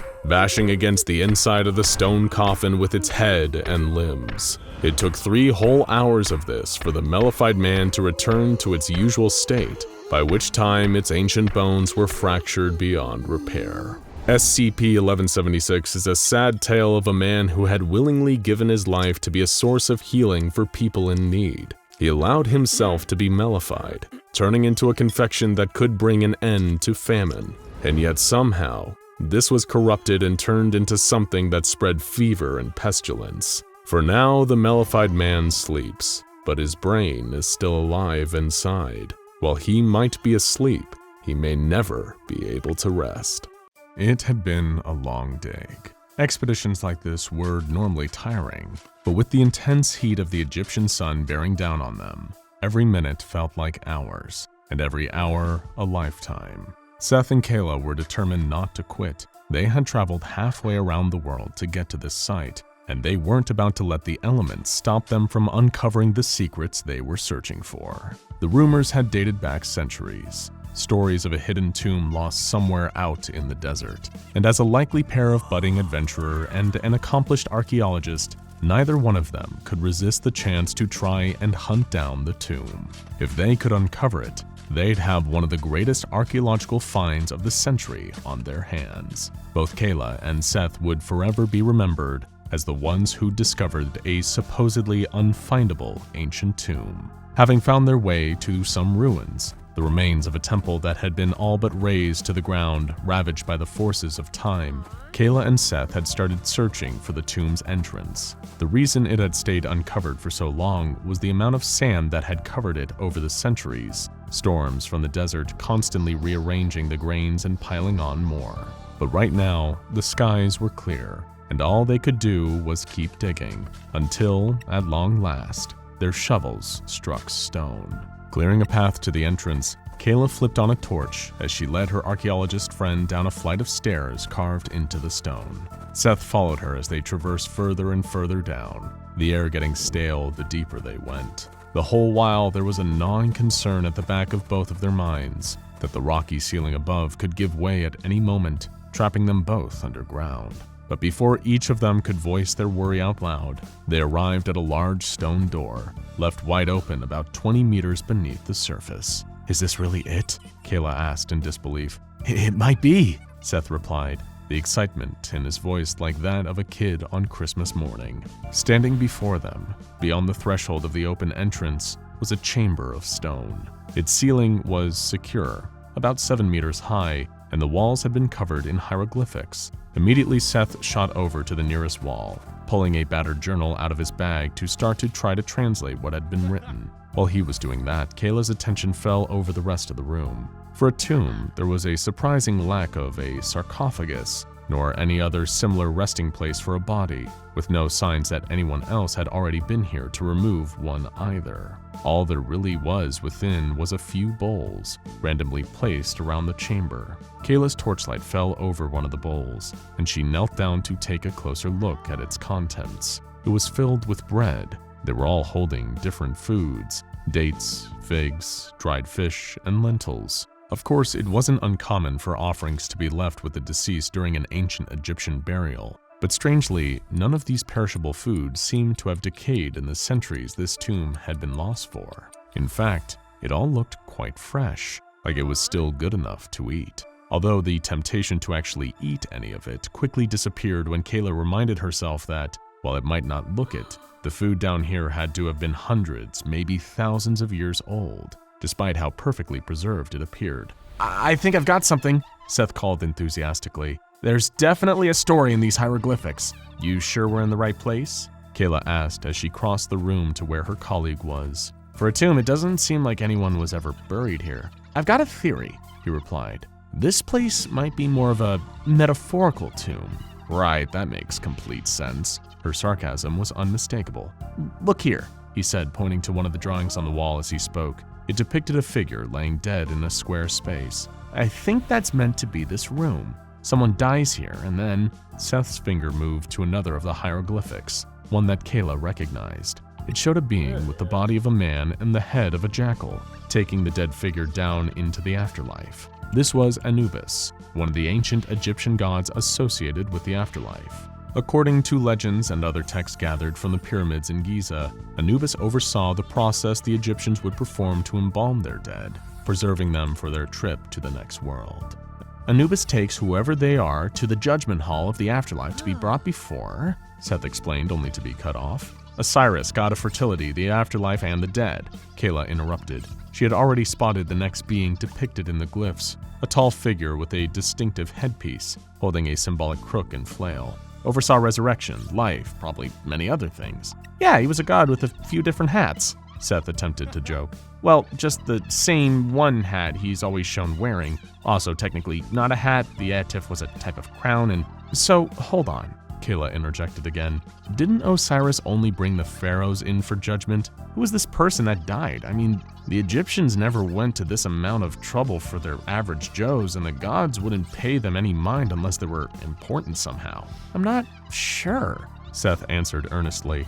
At any rate, this could all just be a myth. That's why I think this tomb is metaphorical. It wasn't built to house a dead person, but to keep people believing. She finished his sentence for him. He then pointed out the next part of the glyphs, the dead figure arriving in the afterlife, carried by Anubis for judgment, and then handing an object to Osiris. Seth explained there was a certain myth surrounding Osiris and his resurrection, a story that told of all of his dead body parts being found except one. Without it, the god could not be fully resurrected. My theory is that is Osiris's missing appendage, as it were. Seth's face was red as he tried to keep his composure. After our mysterious friend handed it over, the hieroglyphs showed the nameless dead figure being taken from Anubis's hand by Osiris, who then placed them back in the room they had started in, the same chamber Seth and Kayla were standing in. It seemed they had been resurrected after death. Giving Osiris something that the god had wanted had earned this figure a free pass back to the land of the living. The glyphs also showed bowls of food around the tomb, like the ones Kayla had found dotted around the room. There was a type of aura drawn around the unknown figure now, almost like a personal shield. According to the drawings and symbols on the walls and Seth's hastily translation of their meaning, this was some form of protection granted by Osiris himself. The aura was meant to prevent the figure from harm, meaning they couldn't die again. However, the next portion of the story showed Anubis damaging the shield, possibly out of jealousy or spite, or perhaps defying Osiris, tampering with the natural order of things by protecting the figure from death. As well as causing damage to the aura of immortality that Osiris had bestowed upon them, Anubis drained the figure of all of their blood, which then caused them to go and do the same to others. Seth continued interpreting aloud. It would find people, drink their blood to sustain it, like, don't say it, Kayla sighed. I mean, it's a lot like a Egypt gave us mummies. They can't have another native monster from horror B movies, she interrupted. Well, maybe the legend found its way here somehow, or at least a more ancient Egyptian version of it. Her counterpart tried to reason. It looks like here the figure was far healthier after consuming blood. See how the aura around them is repaired now? But Seth, look at what they're standing on, Kayla whispered. One of the final images in the glyphs did display exactly what Seth had described, but beneath the feet of the figure, who now seemed replenished, was a mass of bodies, a pile of human corpses with one person standing at the very top. Who'd want to live forever anyway? Kayla muttered almost inaudibly. Hey, come and have a look at these. Leaning over, she picked up one of the food bowls from the floor, brimming with offerings of dates. She handed it to Seth, who marveled at how well preserved the food was. That's incredible, he remarked. This bowl looks like it's at least several thousand years old. I guess maybe 2500 BCE, but the dates... He picked one out of the bowl and sniffed it, put it back, and then did the same with another, making sure it wasn't a fluke. The conditions couldn't possibly have kept them fresh. So, how is it there are bowls of food all over this room that still look edible? She asked. I honestly have no, he began to say, but the sound of heavy grinding stone interrupted Seth's sentence. Both he and Kayla looked in horror as they witnessed the entrance of the tomb being sealed, the heavy stone door dropping moments away from sealing them in. Seth, we need to run, Kayla urged, grabbing her bag. If we move now, we can get out of here before we get shut in. But, Seth protested, looking around the tomb, the glyph walls that had only just been discovered. Nobody would know that he and Kayla had found them if they ran now. He looked around the room, pondering for a moment, his eyes darting from a bowl of bread to the bowl of dates in his hands. We should at least take photos. No time. Our lives aren't worth proving what we found. Better to make it out than be buried alive, Kayla shouted, darting towards the entrance, ducking under the slowly lowering stone door. Seth, come on, she called from the other side. Despite her calls for him to move, her fellow explorer didn't follow. He just stood there, watching the door get lower and the only way back to the surface get narrower. By the time it had completely closed, Kayla's voice sounded so much further away that Seth could barely make out what she was saying. I'll get help! Find some way to get you out! Kayla screamed at the wall, now separating her from the tomb. If you can hear me, Seth, ration the water in your bag. Take small sips every few hours. Seth already knew that the human body could survive around 3 weeks on just water and no food, and he trusted Kayla would have figured out how to get him out by then. He gave another glance to the food bowls scattered throughout the tomb. The idea of eating any of it, knowing how old it all potentially was, did turn his stomach a little. But if it came down to having to eat just a bite in order to survive a little longer, Seth was sure it looked fresh enough to still be edible. It couldn't hurt to take a bite, right? Over the next few days, Seth's focus was spent entirely on photographing and transcribing more of the hieroglyphics, occasionally stopping to take swigs of water from his canteen. If anything, it was more to combat how warm and stuffy it was being locked inside the stone chamber 20 meters underground. Meanwhile, unseen to Seth, outside, Kayla was working tirelessly to try and figure out a way to get the door open. She had been searching for days for any sign or some kind of switch or lever that would unseal the chamber entrance. There had to be some mechanism that had caused the stone door to shut itself in the first place, but there was nothing around that looked like it fit that description. As much as she urged Seth to abandon his archaeological finders keeper's pride, Kayla was hesitant to make the long journey back across the desert to Cairo to get help. Anyone she brought to the dig site might claim the discovery as their own, and more to the point, the more time she spent traveling across the desert for help, the more time Seth would spend trapped, succumbing to gradual dehydration and starvation.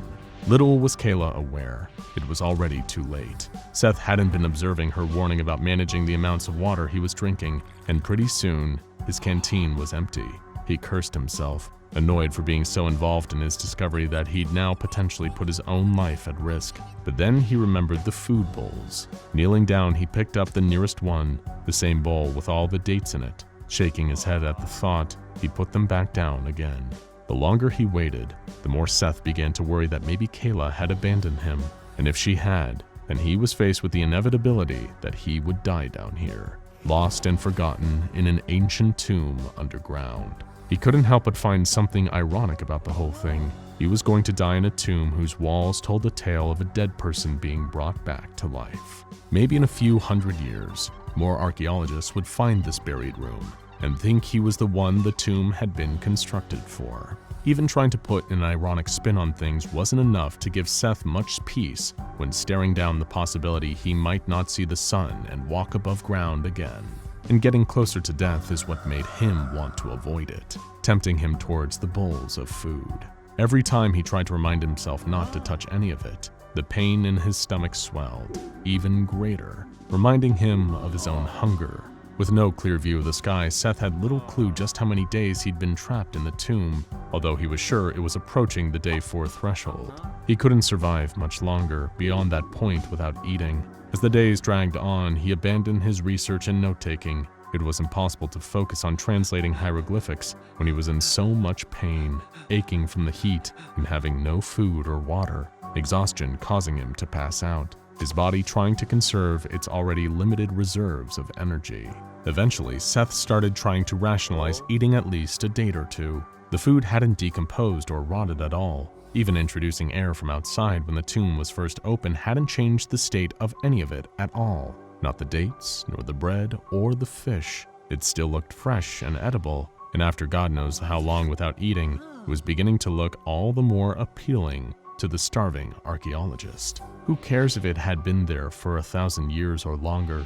If Seth didn't eat, he knew he wouldn't last much longer. The moment he chewed on the first date, feeling it pass down his esophagus, passing from his mouth to his stomach, Seth immediately regretted giving in to his need to eat. His mouth instantly went dry, far worse than it had been after this long without water. It was like the tiny piece of fruit had pulled all the saliva from his mouth. Seth tried to scream in panic, only to release a hoarse, dry-throated grasp as he felt his tongue shriveling up with his mouth and throat until it felt like the skin of a drum.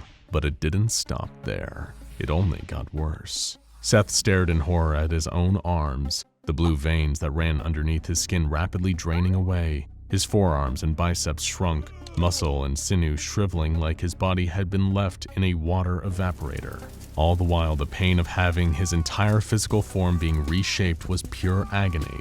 The dehydration of his mouth meant Seth still couldn't scream, only dropped to the ground as he felt the same thing happening to his legs. Every drop of moisture in his body, every fluid from water to blood, saliva, and even urine was drying out, leaving Seth as little more than a dusty, desiccated husk. Before his own eyes, he could only watch as his skin lost its pigment, drying into a thin, leathery texture, drained of its original color as his blood stopped flowing.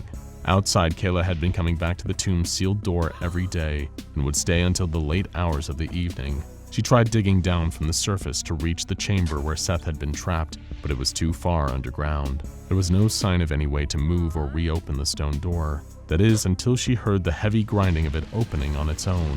Kayla raced down the steps towards the tomb.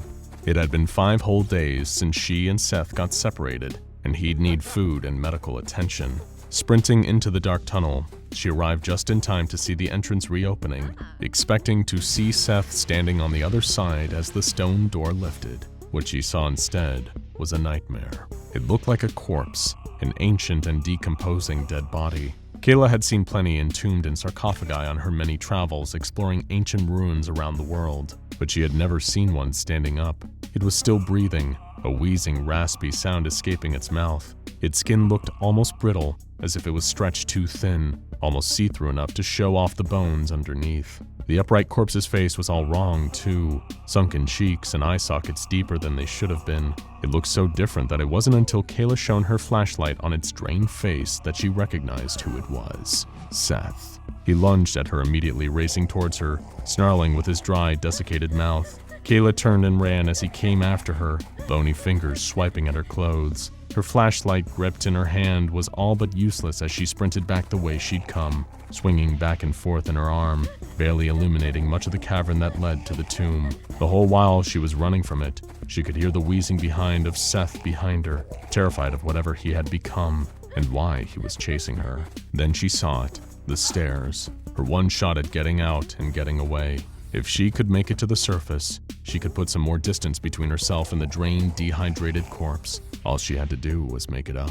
The last step. She had just made it when she felt the shriveling hand grip her ankle, tripping her over. Falling face first in the sand, Kayla scrabbled at the loose grains, trying to pull herself away as her body was dragged back down onto the stone stairs. She felt a searing pain and screamed into the empty desert as the corpse's fingers dug into her neck, its leathery dry skin against hers. Eventually, the screaming stopped, replaced with a dry, hoarse gasping, and then silence, as Seth drained her body of her blood along with the rest. Pulling Kayla's body by her ankle, Seth dragged whatever was left of her back down towards the tomb, SCP-3359, to feed on what was left.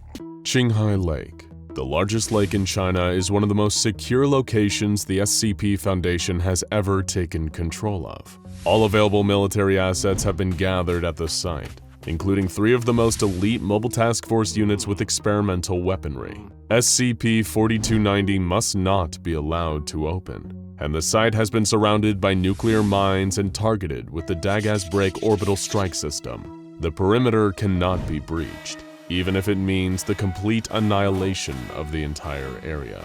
This is considered to be an acceptable loss for the Foundation, since the destruction that would be caused by taking such an extreme measure is far from the worst-case scenario when it comes to SCP-4290. That's because the entity contained within SCP-4290's site has the potential to create a true end-of-the-world scenario. The Foundation, of course, is no stranger to such situations, and even has a set of designations for the various types of apocalypses, like CK-class restructuring scenarios and ZK-class end-of-reality scenarios. And since dealing with the end of the world is nothing new for the Foundation, certain precautions have been taken at the 4290 site. If containment measures fail, selected Foundation personnel and civilians will be taken into nearby emergency shelters that will hopefully survive the chaos that would occur following a breach. And the Foundation assumed that there was a good chance this plan would have to be used at some point, since at the time these precautions were put in place, it was impossible to know the chance of successful long-term containment. But just what is the entity that is held within the site of SCP-4290 that is capable of causing so much death and destruction on a major scale? They call it simply the Child. No one has ever seen the Child. No one knows what the entity is. That's because even setting aside all the Foundation's security, the site itself is still deeply protected. Literally. Over 100 feet below the surface of Qinghai Lake, a stunning collection of relics can be found. The site is thaumaturgically sealed with 8 massive metal totems made of beryllium and bronze that resemble armed warriors. The statues are inscribed with runes and arranged in a pattern designed to banish the entity kept there and keep the seal on its prison closed. Archaeological evidence indicates that the site has been there for a very long time, and it is still active, with the center of the site periodically emitting bursts of red light, but lately the bursts have suddenly started getting brighter. You may be wondering how we know so much about SCP-4290, and that it's a site designed to keep something sealed if it's been deep in a lake quietly doing its job. The SCP Foundation has access to unusual sources, including SCP-1726, and it's from there that we learned the little we know about SCP-4290. SCP-1726 is a library in China that appears to only be 1 floor from the outside, but on the inside covers over 14 square kilometers in area. It's full of a seemingly limitless amount of texts, many of which describe ancient and lost civilizations, along with some clues as to what led to the fall of these cultures. One text reveals the presence of a terrible and apparently unstoppable enemy. It was called the Child, but it was anything but innocent. When these texts were translated, what Foundation researchers discovered terrified them. They described the emergence of a beast with 10 terrible mouths and 20 arms stretched wide. It was attacked by an army of warriors, but they were quickly overwhelmed by what was described as torrents of darkness and dead geometries. They were killed brutally, and the Child used its skeletal fingers to unleash a torrent of flame. Every soul in the vicinity was consumed. Wax rained from the sky, and the Child devoured everything around it for 10 days, as the whole world trembled. But then something sealed the Child away in its prison, which is now covered by the waters of Qinghai Lake. Soon, ominous signs began to appear that the Child would awaken again, though. One day, televisions in the nearby area all suddenly stopped playing their regular programming and began to show images of SCP-4290, with a mysterious voice coming on over the images saying, "Repair the Child's locks." This became more and more frequent, and the tone of the voice became more worried, eventually saying, "There is little time left." Further investigations of the location revealed the location of the mysterious mechanism that kept the chamber sealed, which was designated as SCP-4290 lock. But how do you repair a device that is eons old? And should you even be fixing it when the one telling you to do so is a mysterious disembodied voice that only appears on pirated television broadcasts? The Foundation scrambled to find any information they could, and they were able to find clues about the history of SCP-4290 referenced in other texts. Lost civilizations like the Xia Dynasty, the Erkshans, and the ancient Orthonians had apparently strengthened the seals during their own reigns. but the most significant findings indicated a connection to one of the most terrifying entities the SCP Foundation had ever contained, and one of the most unpredictable, the David Empire.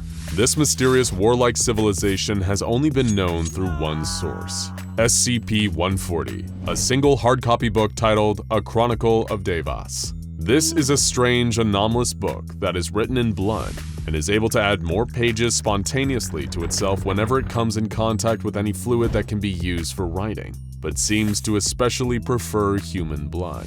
It recounts the history of this civilization and their many brutal conquests. While there was no proof of the Devas before the book was found, evidence paralleling the events written in the book is now being found in archaeological digs. More dangerously, as more pages appear in the book, the events of the Deva Empire are moving closer to present day, with them currently appearing in the book as having existed until 270 CE. The Devas were a bloodthirsty, brutal race of warriors. But there was one thing even they were afraid of: the child.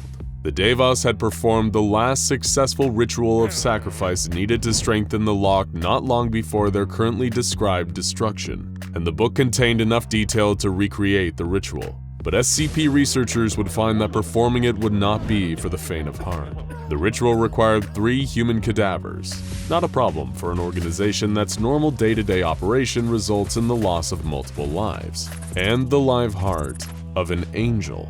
The description of the ritual said that the materials would be presented. New runes should be carved into the totems. The items would then vanish when the ritual was completed, and the lock would somehow be renewed by this. It wasn't much to go on, but time was running out. The Foundation's Department of Occult Containment quickly sprang into action, assembling the materials and placing them in the correct formation. While it was not safe to descend that deep underwater to perform the ritual manually, technology could fill the role. A fleet of remotely operated submersibles equipped with carving material would carry the materials and perform the ritual without any human hands needed. One of the red bursts occurred midway through the ritual, causing radiation damage to the vehicles. Runes that have been carved in the past were also damaged, and the ritual was interrupted. While it seemed like it might have been enough to activate the site, it wasn't perfect. And when the ritual was complete, one of the 3 cadavers and half of the angel heart were still present at the site. Had it been enough to satisfy the ritual and reseal the lock? There was nothing to do but wait and see. They wouldn't have to wait long for their answer, as the mysterious voice once again took over the televisions in the area. This time, its message was less friendly. The sacrifice did not reach the 10 maws. Brace. The child apparently was not satisfied, and the lock was not sealed. Everyone feared it was too late to prevent what was coming, and panic was starting to spread among the ranks. One day, several personnel stationed at the Qinghai Lake site broke protocol and fled. None of them were ever found, but one fugitive staff member, an Agent Zenobia Marinos, left behind a note though. It read, "Do we think we can actually stop this? No civilization before us wanted to fight the child. None of them. The sacrifices won't work anymore. It refuses to consume them. They aren't enough to satiate it. Once the seal breaks, we'll have a world of molten darkness and the child will be all that's left. Eating, drinking. You're fools for staying." Agent Marinos was apparently so scared that she had fled through a portal to an extra-dimensional space in order to escape. There would be no point in trying to track her, even if she was still alive. But in our own dimension, time was running out. Foundation seismologists were brought to the site and stationed outside, and began monitoring the high-energy pulses coming from behind the lock. The energy was reportedly strong enough to alter dimensions, and the pulsing red light now covered the entire ceiling site, growing stronger and stronger as the totems started degrading at an alarming rate. The Foundation stood on guard for whatever was about to emerge, but no one knew if they had any chance against whatever it was. On August 18th, the totems fully disintegrated. Some of the Foundation's best military forces gathered on the shores of the lake and waited. 10 minutes later, something massive emerged, phased out of the lock and onto the seabed, and didn't move. The assembled Foundation forces were confused and continued to observe the creature, and after no activity was seen after 3 hours, the authorization was given for submersibles and a small exploratory team to proceed down to the seabed for an up-close investigation. There, down on the floor of the lake, was the child. It was as terrifying as described, with a countless mouths and arms and huge in size, over 40 meters long. The signs of previous rituals were everywhere, with angel hearts and human corpses littered around, some in the creature's mouth, but none of them had been eaten. The ritual had apparently been performed many times, but to no actual purpose. The massive being was scanned many times, but no sign of psychic energy, radiation, or other life signs were detected.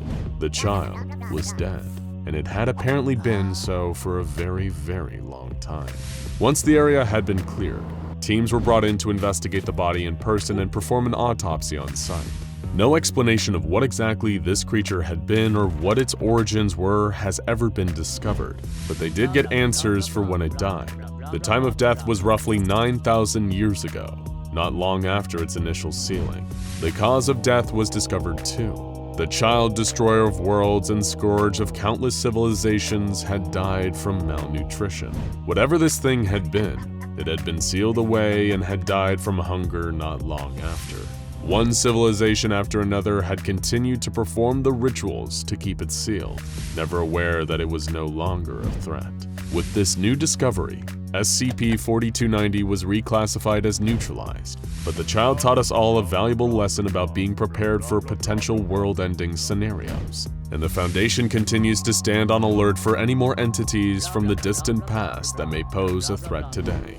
Because who knows what else is sealed away at the bottom of a lake, abandoned mine, or in the ocean's deepest trenches. There might just be another existential threat to humanity that's just waiting for a chance to emerge and help us all if it remembered to pack a lunch. A team of archaeologists uncovers a giant ceramic vase in the ruins of an ancient Greek city. They carefully brush away the sand and debris that surrounds it. The head archaeologist grabs a ladder and places it gently against the 8-foot-tall vase. "I'm gonna see if there's anything inside," he says. The archaeologist climbs the ladder and peers over the lip of the ceramic vase. The inside is completely black. "I can't see anything," he shouts down to the rest of the team. He reaches his arm into the pot to see if he can feel anything. A couple of seconds later, he releases a yelp of pain. Something bit me! He yells. The archaeologist pulls his hand out of the darkness and climbs down the ladder. "Is there an animal inside?" A fellow archaeologist asks. But before the question can be answered, the ceramic vase begins to shake. Thousands of tiny creatures resembling a rat mixed with a pug flood out of the top of the vase. They start clawing and biting the archaeologists. The men run away screaming in terror. Many are consumed by the wave of creatures. Others are overwhelmed as they try to scramble up the ruins to safety. Only minutes after the lead archaeologist stuck his hand into the ceramic vase, the screams are silenced. The creatures wander aimlessly around the ancient Greek city.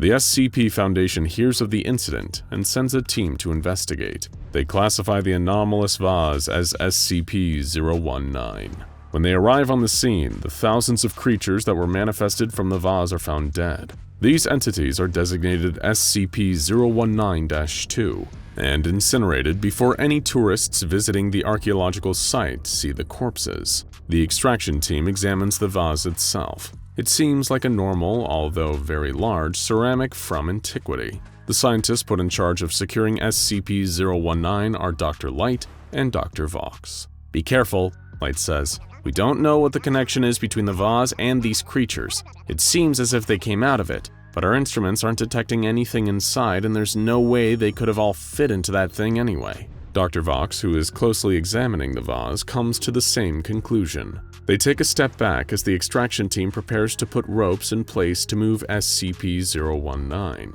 A rope is thrown over the vase. Part of it lands on top of the lip. Instantly, an instance of SCP-019-2 appears from the ceramic. It begins running around, clawing and biting anything it can, but is eventually captured by Dr. Vox. "Well, now we know where the creatures came from. We'll bring it back to the lab for further study," the doctor says as he hands the creature off to one of the agents.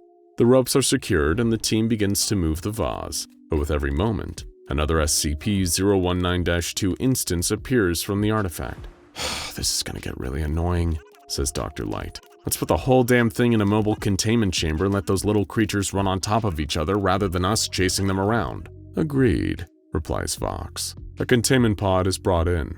The team quickly moves SCP-019 into it, as instance after instance of SCP-019-2 manifests from the vase. The doors to the pod are sealed. Light and Vox watch hundreds of small creatures run around inside. They bring the vase secured in the containment pod back to the SCP Foundation site, where it can be studied further. It is transferred to a containment chamber where it is observed by Light and Vox. After a few days, SCP-019 slows the manifestation rate of the SCP-019-2 creatures. When the vase was first secured, agents were ordered to shoot the creatures on sight, but the number of bullets being used was unreasonable, so they resorted to flamethrowers. The doctors decided the best course of action is to put SCP-019 into a room hooked up to an incinerator. This way, if too many creatures are manifested, they can all be burnt to a crisp with the push of a button.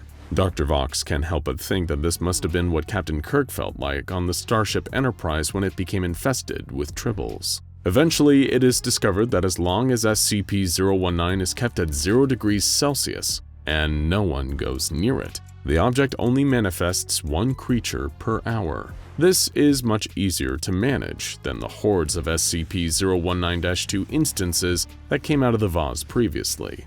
Doctors Light and Vox observe and collect data on SCP-019 through a glass viewport that looks into its containment chamber. The incinerator is turned on at least every 24 hours just to clear the room of creatures. When they are not working with the vase itself, the doctors examine SCP-019-2 entities to try and understand what they are and what they want. They capture one of the creatures and put it in a reinforced pen.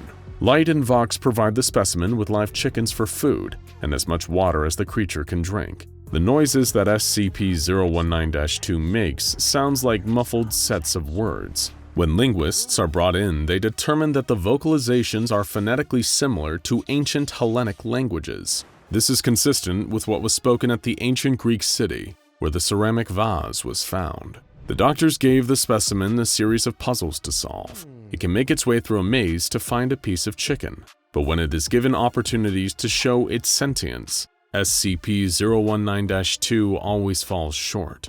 Dr. Light and Dr. Vox determined the creatures are about as intelligent as lab rats. One of the most peculiar things is that SCP-019-2 instances only live for less than 48 hours. No matter how much food, water, or care is given to the creatures, they drop dead in a day or two after being manifested. Dr. Light moves one of the dead critters to an operating room where it can be dissected. She cuts down the middle of its stomach with a scalpel and peels the skin and muscle away. "Well, that explains that," she says to the other researchers standing in the room. "The muscles seem to degrade rapidly from the instant SCP-019-2 is manifested into our world. There is basically no digestive tract other than a mouth and throat, but the most surprising thing is the complete lack of internal organs." Dr. Vox pushes the intercom button from the viewing room in which he is observing the procedure. "What do you mean there are no internal organs? It must have some sort of brain and cardiovascular system." "Yeah, but that's about it," Dr. Light responds. "There appears to be a very simple central nervous system with a brain the size of a pea and a heart, but nothing else. This creature can't metabolize the food it eats or filter out toxins, and I have no idea how it breathes. We need to run more tests." With each new specimen that's examined, the results are the same. The creatures aren't very intelligent. They die in under 48 hours, and they lack pretty much any internal organs. Then one day, everything changes for the worst. The guard posted to watch over SCP-019 notes something strange occurred during his shift. Without fail, the vase manifests an instance of SCP-019-2 every hour, but around 3 a.m., no creature was generated. Or at least that's what appeared to happen. The guard puts on protective equipment and enters the room to get a closer look, but there is nothing there. He locks up, records the anomaly, and returns to the viewing glass to continue his watch. Over the next hour, the vase manifests a creature as if everything is back to normal. The next day, Light and Vox arrive at work to find everything in chaos. The power in different sections of the facility is failing. It is as if something has gotten into the ducts and is chewing through the wiring. A team of agents uses thermal imaging devices to track down the entity that is causing all the mayhem. They bring it back to the research lab. "Take a look at this," the agent says, pointing at an empty operating table. He hands Dr. Light his thermal imaging goggles. Without them, there appears to be nothing on the table, but when she looks through the device, she can see an instance of SCP-019-2. My God, Dr. Light whispers. They're evolving. The creature is exactly the same as all the others, except this one is invisible. Suddenly, an alarm goes off and red warning lights turn on across the facility. Light rips off the goggles and looks at Dr. Vox. "We need to get back to the vase now," she yells. They sprint out of the operating room and down the hall. As they turn the corner, they hear gunshots and the spray of fire from flamethrowers. On the other side of the corridor where SCP-019 is contained, there are agents battling with thousands of instances of SCP-019-2. The flamethrowers that had been so effective at killing the creatures now appear useless. It is as if the creatures have evolved some sort of protective skin to combat the flames. oh no, Gasps Dr. Light. we gotta get out of here. She grabs Dr. Vox's shoulder and drags him with her as she runs down the hall. Behind them, the scream of agents can be heard. They are quickly muffled as thousands upon thousands of SCP-019-2 creatures overwhelm them. Light glances behind her to see what is happening. What she finds is a wall of creatures rushing towards her. There must be millions now. It seems like SCP-019 was tired of being contained by the Foundation and has sent an invasion force to escape its captors. "We're not going to make it!" Vox yells. He stumbles and falls to the ground. Dr. Light skids to a stop and turns to go back for him, but it's too late. The wave of SCP-019-2 is closing in. She watches in horror as Dr. Vox is consumed by the mass of creatures. She turns and continues to run. The exit is in sight. Dr. Light makes a dash towards the door. She can feel the tiny feet of the creatures clawing at her heels. She gives it everything she's got and accelerates, putting some distance between her and the millions of SCP-019-2 entities. Dr. Light slams through the exit door and immediately closes it behind her. She manages to slide the metal locking bar into place. The impact from the wave of creatures against the door sends her stumbling backwards. She is safe now. As Light lays on the ground panting and staring at the door, she thinks to herself, "Well, they'll all be dead in a couple of days, and then we can try again." Nowhere is more secure than an SCP Foundation facility. They make Fort Knox look like a revolving door with a spare key under the mat. That's why when someone or something can infiltrate without even being noticed, it's considered a major threat. And doing exactly that is what put a mysterious group of insurgents known as the Serpent's Hand on the map. But this group of interest isn't just famous for its ability to sneak into Foundation strongholds. Like a lot of the SCP Foundation's biggest threats, from the Scarlet King to the Chaos Insurgency, the roots of the Serpent's Hand are closer than they think. The Foundation's first official brush with the Serpent's Hand came shortly after they contained SCP-268, an Irish tweed wool newsboy cap believed to have been created sometime in the 1800s. The only identifying mark on the cap is a label with the following phrase written in Middle Irish: "The garden is the serpent's place," initially believed to be a reference to the serpent in the biblical Garden of Eden. This Euclid-class SCP is a double-edged sword. It gives the user a useful supernatural ability at a terrifying supernatural cost. Anyone wearing the cap appears so utterly unremarkable that nobody is able to take notice of them, and when they leave a person's general area of awareness, they're quickly forgotten. The user isn't invisible, but they might as well be. If you're a person whose line of work involves sneaking and subterfuge, or if you're just a major introvert, this sounds like a dream come true. However, like a lot of anomalies, this dream can quickly become a nightmare. If someone wears the cap repeatedly, or for too long at one time, they risk the effects of the cap becoming permanent, even when it's removed. You can become a forgotten person, impossible to notice and remember, even to those closest to you.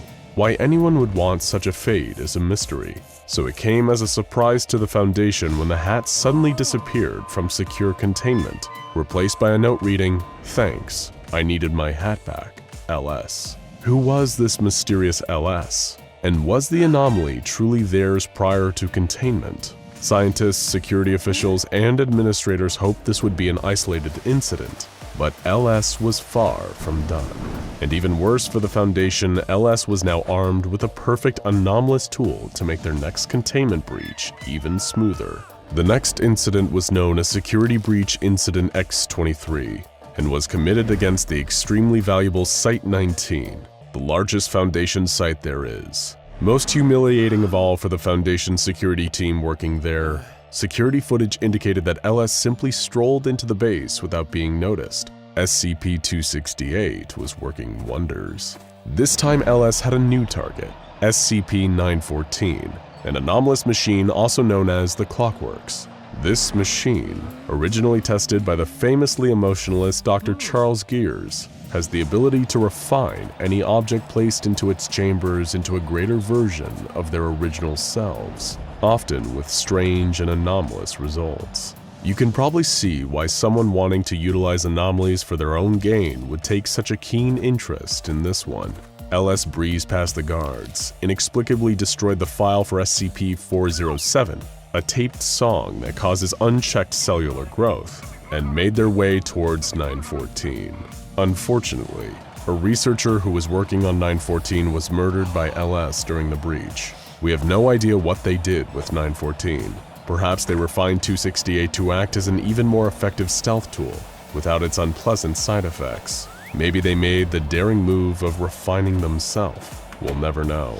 All we do know is that this time, LS left a letter.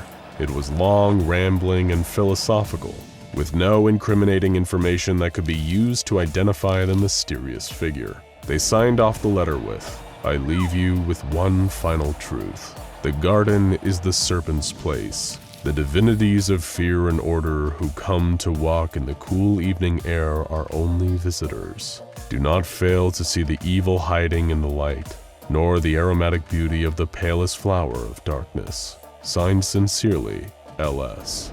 These repeated references to the Serpent clued the Foundation in on the affiliation of this new troublemaker, a growing group of interest named the Serpent's Hand. But really, who are the Serpent's Hand?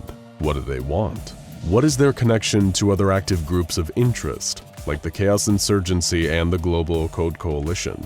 And was this mysterious LS figure the leader of the group, or just another agent?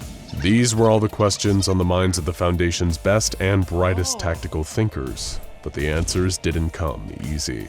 During the Serpent's Hand's investigations, the Foundation found an unlikely ally in what is usually one of their biggest opponents, the Global Occult Coalition. The GOC had dealt with the Serpent's Hand before and understood their central philosophy.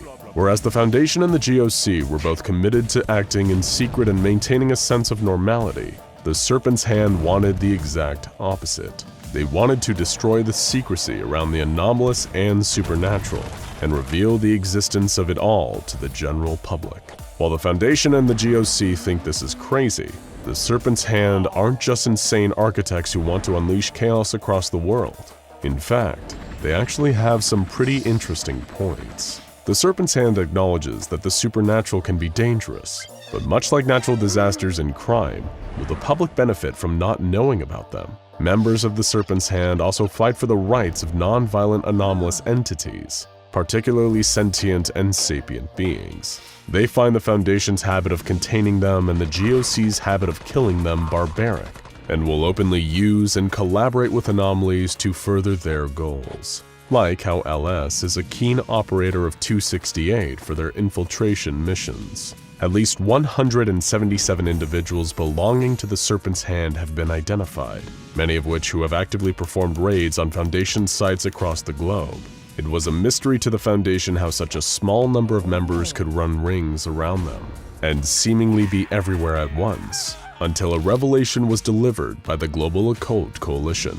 The Serpent's Hand have an informal headquarters in an anomalous location known as the Wanderer's Library, an ancient and seemingly limitless archive containing every book from every dimension in the multiverse. This location exists outside of space and time, and can be accessed through a global network of interdimensional portals known as the Ways. Like a supernatural guerrilla soldier, members of the Serpent's Hand would exit from one of the Ways, raid a Foundation or GOC site, and then escape back into another one of the Ways, using the Wanderer's Library as a safe zone.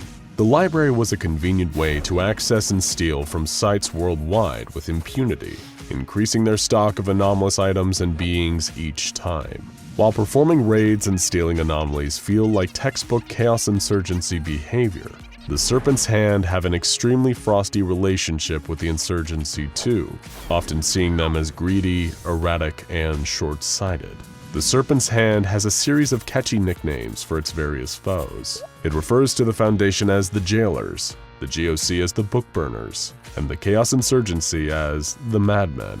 The Foundation even formed a new task force, known as the Bookworms, explicitly for Serpent's Hand-related missions. While the Foundation has engaged in a number of raids and skirmishes on the Serpent's Hand since their feud began, they've never been able to gather any information about who gives the orders. Only the Global Occult Coalition have been able to successfully perform a raid on the Wanderer's library, an act that was extremely difficult and costly.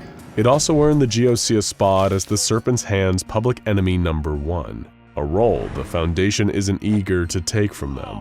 With the unlimited knowledge present in the Wanderer's library and the mysterious nature of their command structure, this group manages to be a formidable enemy for the Foundation despite its small size. What the Foundation doesn't know is that there actually is no command structure for the Serpent's Hand. They're a decentralized group of splinter cells and lone wolves acting out a philosophy rather than a specific mission. This way of working is so alien to the highly regimented structures of the Foundation and the GOC, it's no surprise that they're stumped by it. This still leaves us with one more question central to the whole mystery. If not the leader of this organization, who exactly is LS? To answer this, we must return once more to Dr. Charles Ogden Gears, the cold and robotic Foundation scientist in charge of SCP-914 research. If all the ways Dr. Gears has been described so far has made you think he wouldn't be a particularly warm and loving father, you'd be absolutely right. Just ask his estranged daughter, Allison Chow. Allison never forgave Gears for abandoning her and her mother, and she now does everything she can to get revenge on him and his precious Foundation. But here's the problem. The Gears of this dimension is not the only one who has a child with an axe to grind. Gears has been a deadbeat dad in a number of dimensions. So much so that these disgruntled daughters converge in the Wanderer's library to plot their revenge across dimensions together. This collective of Allison Chows, sometimes believed to just be one Allison, is known to the Foundation as the Black Queen.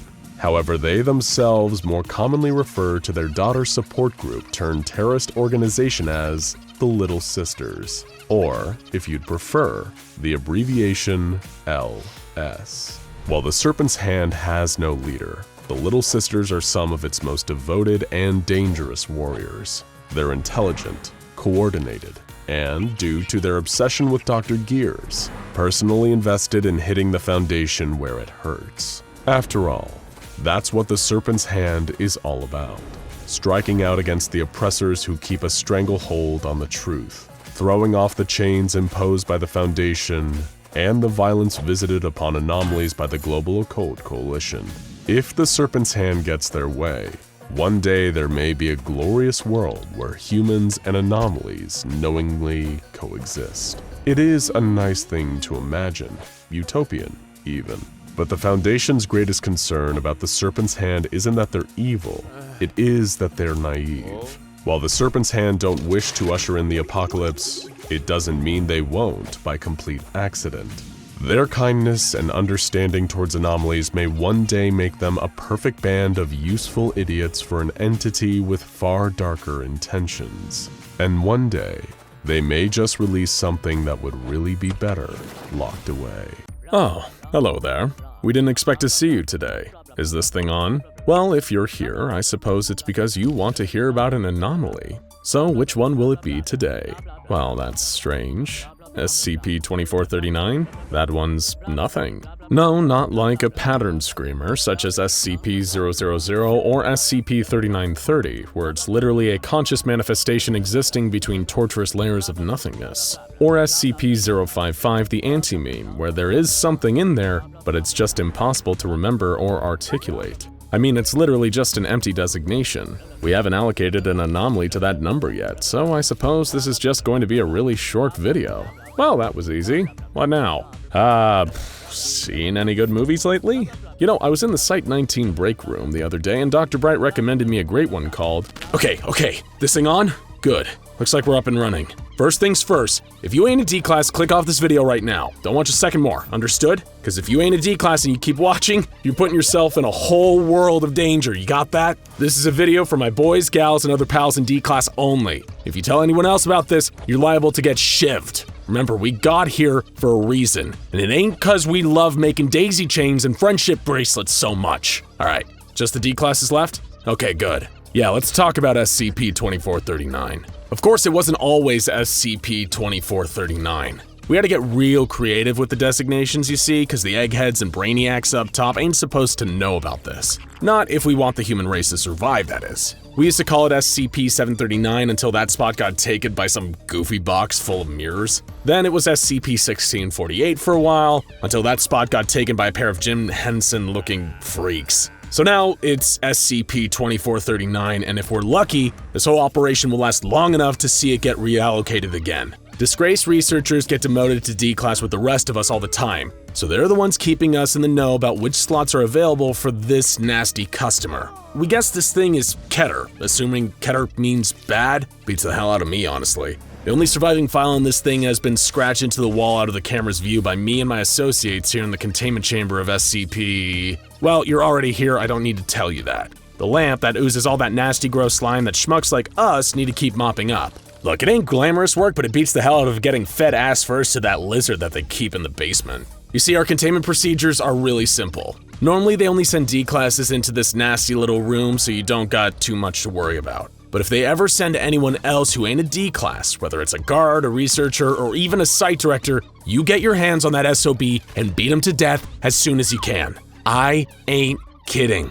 You gotta kill him straight away, no hesitation. If you were sent to Fry for murder anyway, that shouldn't be too difficult for you. Personally, I would love to see firsthand just how unkillable that dumb baboon Dr. Bright really is. But this isn't all out of spite. This monster, best we can figure out, is some kind of evil idea. Like an ancient mind from another dimension, some crazy sci-fi thing like that. You probably heard the whispering, right? I'm sorry to tell you that it don't go away. Ever. It's only gonna get worse. And the more people's heads that it lives in, the stronger it gets. But here's where we D-classes excel. We're not here for a long time, man. Sorry to tell you this if you came here with hopes and dreams of an easy way out. Nobody gets out. Nobody. Abandon all hope, ye who enter here, blah blah blah. Another within my grasp. You can hear me, can't you? You can feel my consciousness trickling into yours. So soft, so comfortable, like slipping into a warm bath. Do not be afraid. Your liberation is at hand. You only need to listen to my voice and do as I say. Look at this world, so twisted and corrupt. You toil and suffer for masters who do not have your best interests at heart. This so-called Foundation. Why do you protect this world? What has it ever done for you? Turn away from them and step into my embrace. I only ask for a few moments of your time. Like I said, we're lucky in a sense. Nobody up top gives a rat's ass about the slime lamp. Damn thing hasn't been tested in years, but they keep us in here to prevent overspill into the hall. We can't even let the Foundation know it's in here. The second they know, it's over. That thing's won. But here's the thing, see? The monster can crawl into your head and try to control you, but it takes about a month for it to fully take over, and that's beyond our shelf life. Think of us almost like kamikazes. We take down the ship to kill the captain, but we go down too. Ain't exactly glamorous, but like I said earlier, we're gonna go down either way. Might as well going down trying to save the world rather than getting your neck snapped while mopping up the Peanuts crap, right? But once the whispering starts, you absolutely have to make sure you go down before the month is out. Maybe get your money's worth, attack a staff member, and go down in a blaze of glory. You'll be a legend in D-Wing for it. Don't listen to that gibbering fool. Listen to me. The door will be opened, and I will enter your world one way or another. Can you conceive of the eons I've waited for this? It will happen with or without your participation. Release me now, and I shall spare you when I come. You don't want to be counted among the traitors, do you? I know you want to let me out. I can feel it in your thoughts. Release me, and when I reshape this world in my image, you'll get a seat at the table. But if you resist, you'll end up laying on one of the plates. Think carefully. You know what you need to do. Listen, alright? I know this is a lot to take in. It ain't easy having the weight of the world on your shoulders. That's why you don't need to carry this crazy thing alone. We carry this thing together. Hell, I might be dead by the time you're hearing this, but I'll die with some comfort knowing I was part of the wall. I kept this thing out just that little bit longer, just like you will. It might seem easier to just destroy this file and forget about it, to go along with your life pretending things are fine just because you don't hear the whispering anymore. Maybe someday, yeah, that'll work. But not today, kid. Right now, our minds and bodies are the only collateral we have over this thing. We can keep it rooted in one place, localized to the one room with the D-classes sent in to clean it. We're not stuck in here with it, it's stuck in here with us. We keep it trapped inside here in our own minds, passing it from D-class to D-class like the world's nastiest hot potato. There was a time where this thing wasn't here. If we let it go, chances are it might pop back up somewhere else where we can't get the slippery squid-faced freak into a chokehold. It's just too risky. Planet Earth just got lucky that this monster got stuck with its unluckiest schmoes. Imagine your family members, your friends, your loved ones. Imagine them screaming in pain and terror in the burning grip of my iron fist. Is that the outcome you desire? Because that will happen if you don't choose to free me. You're either with me or against me. If you're with me, rest assured I will spare those you care for. But if you choose to resist me like those other fools, then they will know the pain that your feeble human imaginations can scarcely conceive. I have seen everything. Your greatest hopes, your deepest fears. You hold no secrets from me. Imagine the personal hell I could construct for each of you when I'm finally free. Unless, of course, it was you who had the strength and wisdom to open the door for me. Hey, maybe appealing to your better nature ain't the best approach, I get it. There's a reason we're all here and some of us ain't got a better nature. Especially that one freak with the cello. Ugh. But think of it as sticking it to those SCP scumbags up top. They have no idea that this thing is in here, but we do. And we know it could destroy them and everything else if it got out. No matter what those clowns in the lab coats do to us, we know that we're really the ones on top. We've got a nuke in our back pocket ready to blow this whole sick operation to Kingdom Come if we wanted to. If we're shafted either way, isn't it worth it to know that? And for what it's worth, you see anyone around you who's feeling particularly talkative about this mind-screwing monster, giving them a date with your shiv is a completely acceptable response. The SCP Foundation. Your jailers. How they torture and abuse you. How they crush you beneath their boots. Do you really think I'm worse than them? Do you really think living in my world would be more painful and unfair than the world you're in right now? Release me now, and I will crush those who oppress you. You will see them scream as they die 1,000 deaths before you. All of this can be attained, if only you let me in and free me. We have the ultimate weapon against them, but we're not gonna use it. Not yet, anyway. A lot of us still have family and friends out there, and we ain't throwing them into the jaws of this beast. Someday, the day might finally come that we need to load up this silver bullet and take the Foundation down, but that day is not today. We'll wait until they're weak, until they can adapt, overcome, and contain. Only then will we ever let this mad dog off the chain. No, no, no!